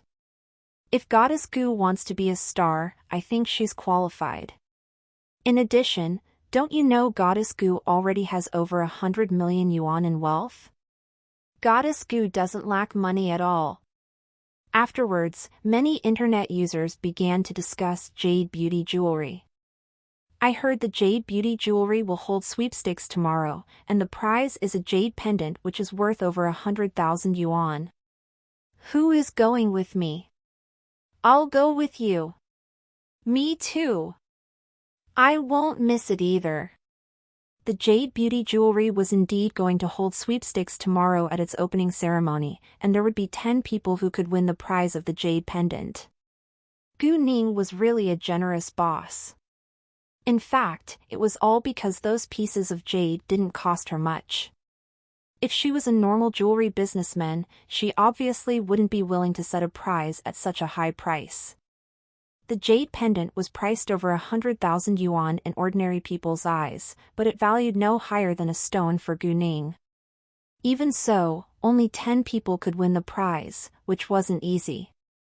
Besides, the sweepstakes was open to all comers, while the prize was so expensive, so many people would love to join it. Probably over hundreds or even thousands of people would take part in the activity. Other than the 10 big prizes, there were another 50 small prizes too. Some people who didn't live in City B felt that it was quite a shame that they couldn't participate in the activity, because it cost a lot of money and time to fly to City B. Even so, a few people who were fans of Gu Ning and Su Tonghua still made up their mind to join in the activity, because both Su Tonghua and Gu Ning would appear at the ceremony. Su Tonghua was a star after all, so she had many loyal fans. In charm, there were many customers who were attracted by the ad.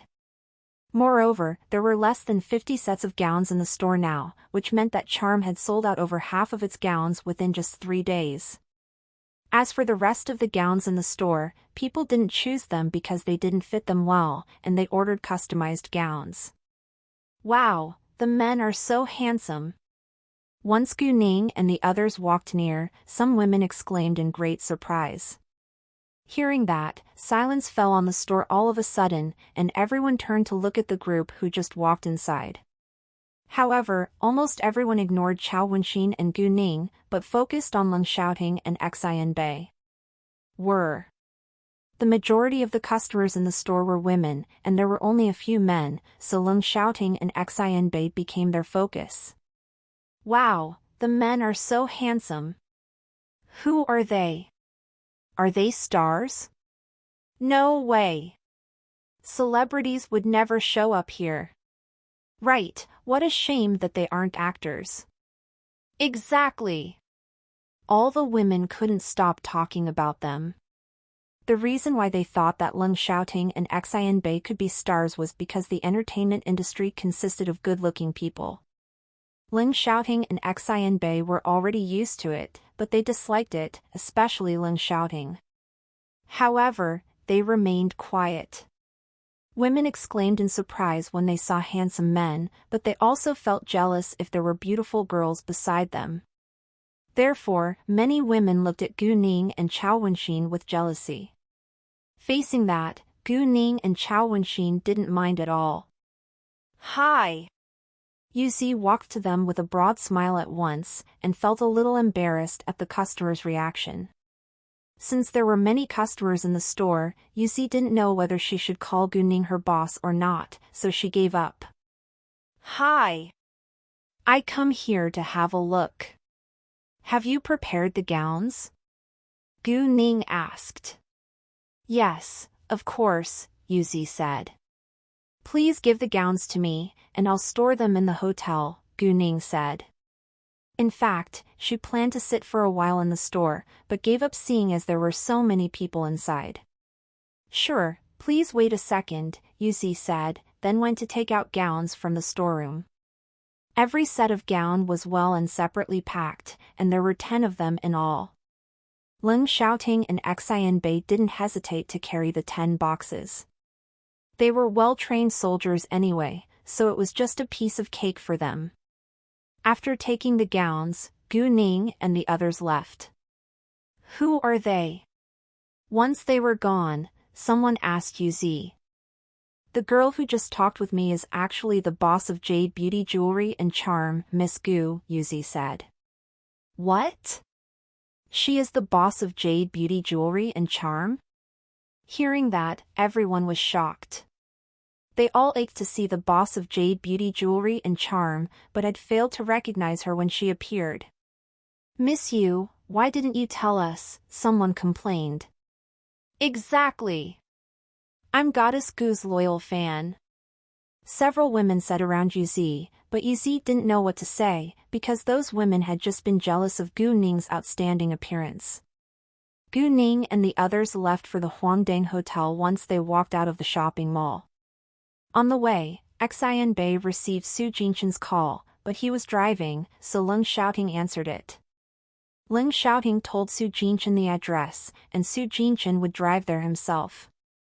Afterwards, Leng Xiaoming called Si Ming and told him to meet them there. When they were about to arrive at the hotel, Gu Ning called Gao Yi and Xiaoya, and told them to meet her in the hall. The moment Gu Ning and the others walked inside, Gao Yi and Xiaoya noticed them and walked to her. "Nice to see you, Miss Gu." Gu Ning and Xiaoya always called Gu Ning, Miss Gu, in public. They then greeted Leng Xiaoting. Because Leng Xiaoting was Gu Ning's boyfriend, they had to be respectful. As for Chao Wenxin and Xian Bei, they didn't know them, so they just acknowledged them by nodding. Once Xian Bei met Gao Yi and Xiaoya, he sensed that they weren't ordinary people, but were as well trained as him. He didn't think that they were soldiers, but their hands must have touched human blood. Xian Bei wouldn't explore their real identity, but he wouldn't have found anything anyway. "Please give the boxes to them," Gu Ning said to Leng Xiaoting and Xian Bei. Hearing that, Gao Yi and Xiaoya moved a step forward and took the boxes without delay. Up-to-date OVLS on OVL-bin.cm. How can you let a woman carry heavy stuff? Chao Wenxin was dissatisfied. She didn't realize that Xiaoya wasn't a common woman, but just felt that Xiaoya was a little cold. Anyway, Xiaoya was a woman, and the 2 big men's hands were empty now. Hearing that, Xian Bei felt embarrassed, and walked ahead to take the boxes back, in case he left a bad impression on Chao Wenxin. "It's fine. She can handle it," Gu Ning said. Since Gu Ning said so, Chao Wenxin didn't insist. "They are my subordinates, Gao Yi and Xiaoya." Gu Ning introduced. "This is my older cousin, Chao Wenxin, and this is Xiaoting's close brother, Xian Bei." "Older cousin? Wenxin is your older cousin?" Xin Bei was surprised. Chao Wenxin's mother was born in the Tang family. If Gu Ning and Chao Wenxin were cousins, Gu Ning must be a member of the Tang family too. However, Gu Ning's family name wasn't Tang. What? Anything wrong with that? Chao Wenxin opened her mouth before Gu Ning could, and seemed displeased. Biological cousins? Xin Bei asked. Of course, Chao Wenxin said with pride. After that, Gu Ning walked to the reception, and a waiter guided them to the banquet hall. They booked the number 1 banquet hall, which was 1,600 square meters large, and it was already well prepared. While they were checking the hall, Si Ming and Qiu Yusin arrived. Hey, Gu Ning, good for you. You are now the national goddess, Si Ming joked, but he really admired Gu Ning. You're even more famous than me now. I'm so jealous of you, Qiu Yusin teased. Haha, I guess nobody can resist my charm, Gu Ning also joked. I do respect your charm because it made Shouting fall in love with you, Si Ming said. Me too. Xin Bei and Chao Wenxin agreed. Ling Shouting looked to Gu Ning with his eyes full of love for her, and Gu Ning flushed. Right at this moment, Gu Ning's phone rang. It was Su Tongnua's call. Gu Ning had told her to meet in the hotel, so Su Tongnua didn't contact Gu Ning until she arrived. Su Tongnua then walked into the banquet hall. Nice to see you again, Miss Gu. Su Tongnua and Lin Xiaoxia greeted Gu Ning politely. Gu Ning had told them not to call her boss in public. Hi. Gu Ning nodded at them. After that, Su Tongnua turned to greet Chao Wenxin. Been a while, Wenxin. Although Su Tongnua and Chao Wenxin weren't very familiar, they weren't strangers either. Tongnua, you're really successful now. Chao Wenxin smiled and joked. It's all because of you, and I seriously don't know how to thank you enough. Su Tongnua said with sincerity. If Chao Wenxin hadn't introduced her to Gu Ning, she could still be shut out from the entertainment industry right now. It's no big deal. We're friends after all, Chao Wenxin said with a smile. Afterwards, Gu Ning introduced Ling Shouting and Xin Bei to Su Tongnua. When Su Tongnua saw them, she was stunned by their outstanding appearances too. They went to dine together after checking the hall. When they went back to the hotel lobby, Gu Ning used her black card to book a standard room for Su Tongnua and Lin Xiaoxia, and a presidential suite for Gao Yi. Gu Ning left the gowns with Gao Yi and told him to take care of them. The models would arrive 2 hours early tomorrow morning, and they need to have a rehearsal before they put on makeup and clothing and waited for the show. Gu Ning would bring jade jewelry with her tomorrow and models could wear it then. Xiaoya would follow Gu Ning going back to Huafu Hills. Gu Ning planned to bring Gu Man to have some fun in City B tomorrow, but she didn't have much time to keep Gu Man company, so Xiaoya would be Gu Man's bodyguard. Although Feng Shuiqin hadn't done anything to hurt Gu Man yet, she was a threat. Feng Shuiqin would show up tomorrow if no accidents happened. She could recognize Gu Ning and Gu Man when they met tomorrow. If she wanted to hurt Gu Man, Xiaoya would be able to stop her.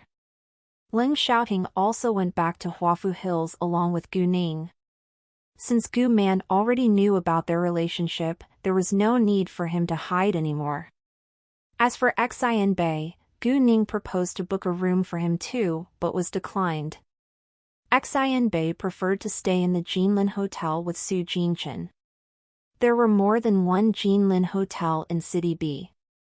The Jinlin Hotel and the Huangdang Hotel were both 5-star hotels.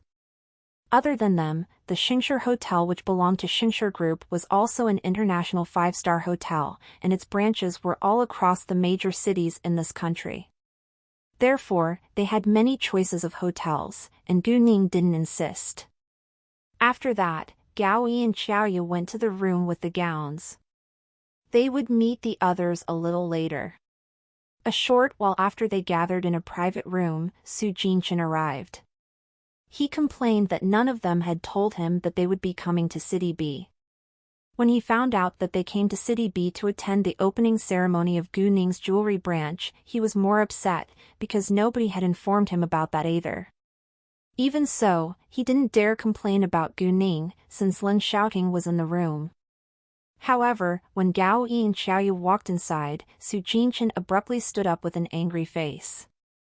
Gao Yi and Xiaoyu seemed mad and aggressive all of a sudden too. When they met each other's eyes with hatred and anger, the atmosphere in the room was rather tense. The others were all surprised by Su Jinchen's reaction, and realized that there had to be an old grudge between them. Qiu Yusin, Su Tonghua and Lin Xiaoxiao were a little scared, because they were weak women and were afraid of being hurt if they were going to fight. 7 sit envelb/n. C/m for L test vels. Qiu Yusin would actually be safe as long as Si Ming was here. What are you doing here? Su Jinchen asked in deep cold voice. None of your business, Gao Yi said. Since we've run into each other, let's put an end to what happened last time, Su Jinchen said, like he was going to kill someone. Sure, I need to take revenge too. It seemed that Gao Yi was going to fight as well. I don't care what grudge you have against one another. Now is dinner time, and I won't allow anything else to happen here, Gu Ning said to interrupt them. Yes, Miss Gu, Gao Yi said, then walked to vacant seats with Xiaoya. Both of them would follow Gu Ning's orders under any conditions. Hearing that, Su Jinchen was astonished. Gu Ning, do they work for you? He asked with uncertainty. Yes, Gu Ning said. They work for me, so I have the right to know what happened, but not now. Let's enjoy the dinner first. If they worked for Gu Ning, Su Jinchen hesitated over whether to take his revenge. Do you know their previous occupation? Su Jinchen asked, in case Gu Ning was cheated by them. Yes, Gu Ning said. Since she said so, Su Jinchen didn't say anything further and sat down.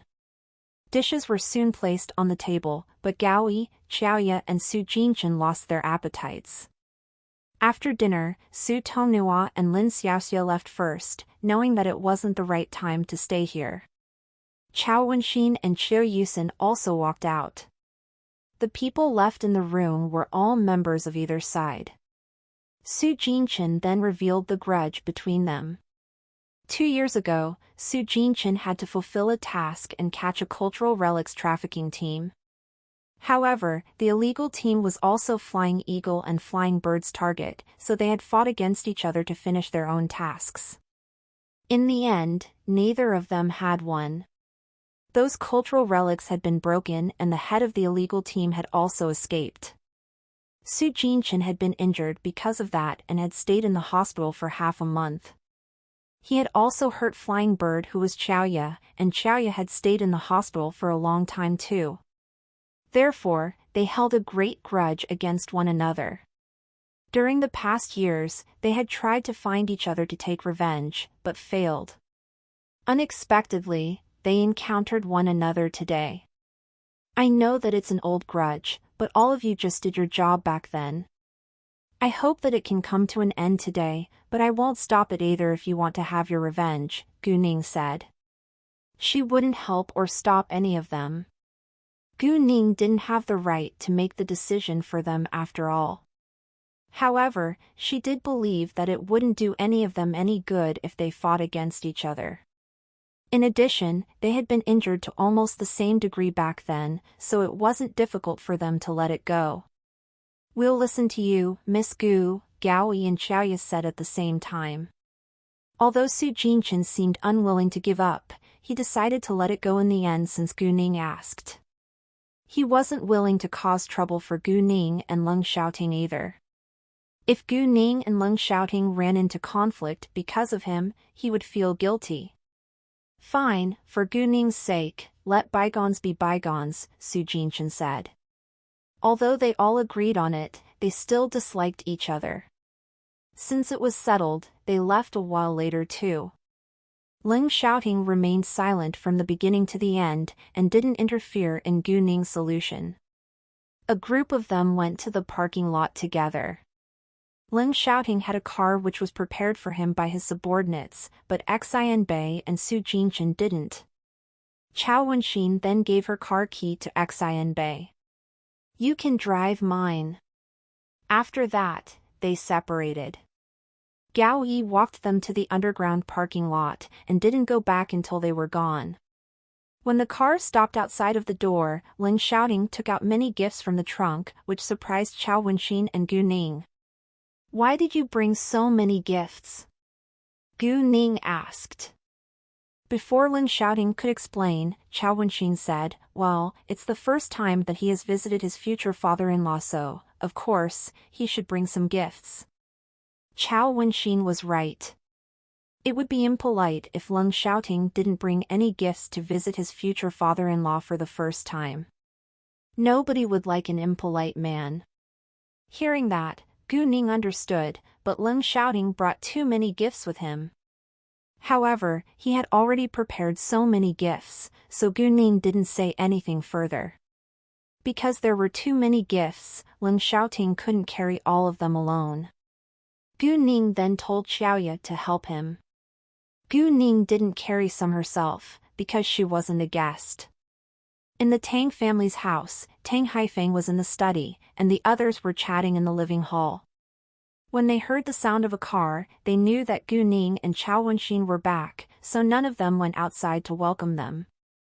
However, when a handsome young man appeared in their sight with so many gifts in his hands, they were all astonished. "Hi, shouting, Xiaoya!" Gu Man stood up at once. Seeing that they carried so many gifts, Gu Man said, "Why did you bring so many gifts with you? You don't have to do that." Ever since Gu Man had found out that Ling Xiaoting was Gu Ning's boyfriend, she became more friendly to him.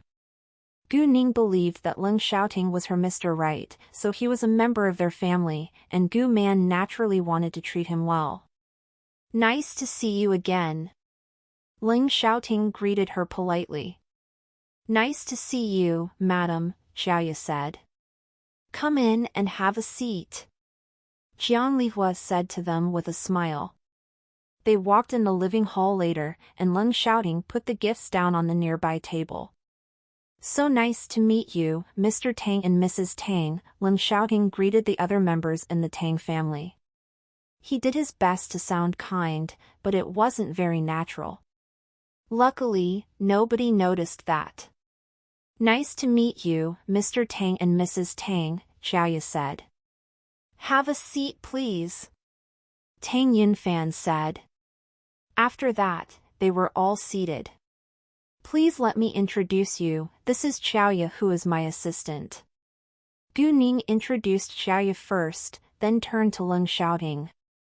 She knew that it would be shocking when they found out about Ling Xiaoting's relationship with her. "And this is my boyfriend, Ling Xiaoting," Gu Ning added. Hearing that, everyone was shocked and couldn't believe their ears. "What? Boyfriend?" At the same time, they remembered that Tang Haifeng had told them about that. Gu Ning already had a boyfriend at 18. In fact, the Tang family thought that 18 was too early for a girl to date someone. Tang Yunfan was especially displeased, because he had just found his biological daughter, and now another man grabbed her away. Therefore, Tang Yunfan wore a cold expression and stared straight at Ling Xiaoting, which was quite stressful. However, Ling Xiaoting wasn't afraid to meet Tang Yunfan's eyes at all, and stayed calm, which surprised Tang Yunfan. Although he was displeased that Gu Ning already had a boyfriend at such a young age, he thought that he didn't have the right to interfere in her personal life since he had been an absent father for so many years. In addition, he knew that Gu Ning was a mature girl, and her boyfriend must be an outstanding and reliable man too. Even so, Tang Yunfan still needed to know more about Ling Xiaoting. "Where were you born?" Tang Yunfan asked with a serious face. "The capital." Ling Xiaoting sat straight and answered the question with a serious look. Discover NW Chapter SNN0E, L, by Com. What's your job and title? Tang Yinfan asked again. A soldier. Major General, Ling Xiaoting said. What? Hearing that, everyone was shocked again, including Tang Yunfan and Tang Yunhang, who were always calm. Were you born into the Ling family in the capital? Tang Yunfan asked, although he already had the answer. He had only heard of one major general in his early 20s, and that was the eldest grandson of the Ling family in the capital. Although there were few people who were aware of it, everyone in the military had heard of Ling Xiaoting's name given his legendary achievements. Chao Ruihua held deep admiration for this young major general, and he had told his family a lot about him. Xiaoya was astonished too, but didn't show it on her face, because she knew that this man couldn't be simple. Gu Man didn't know how important a major general was in the military, so she wasn't very surprised. And Chao Wenxin already knew, so she was able to stay calm. Yes, Ling Xiaoting said. Hearing that, they still felt that it was quite unbelievable. However, since they already knew Ling Xiaoting's family background, they gradually approved of their relationship. In fact, the Tang family didn't care about the family background, but they knew that the Ling family was reliable. Moreover, they all had a good impression of soldiers. What happened? Hearing the noise, Tang Haifeng walked out and noticed Gu Ning at first glance. He beamed at once, then was surprised to see Ling Xiaoting. He didn't remember that his granddaughter already had a boyfriend until Ling Xiaoting appeared in his sight, and he had the same feeling as Tang Yunfan. Nice to see you, Master Tang. Ling Xiaoting stood up at once and greeted Tang Haifeng with respect. Oh, nice to see you. Tang Haifeng said. Nice to meet you, Master Tang. Xiaoya stood up as well. Grandpa, she's my assistant, Xiaoya, Gu Ning said. Hearing that, Tang Haifeng nodded as a response. Well, truckers, that's all for this part. See you all in the next video.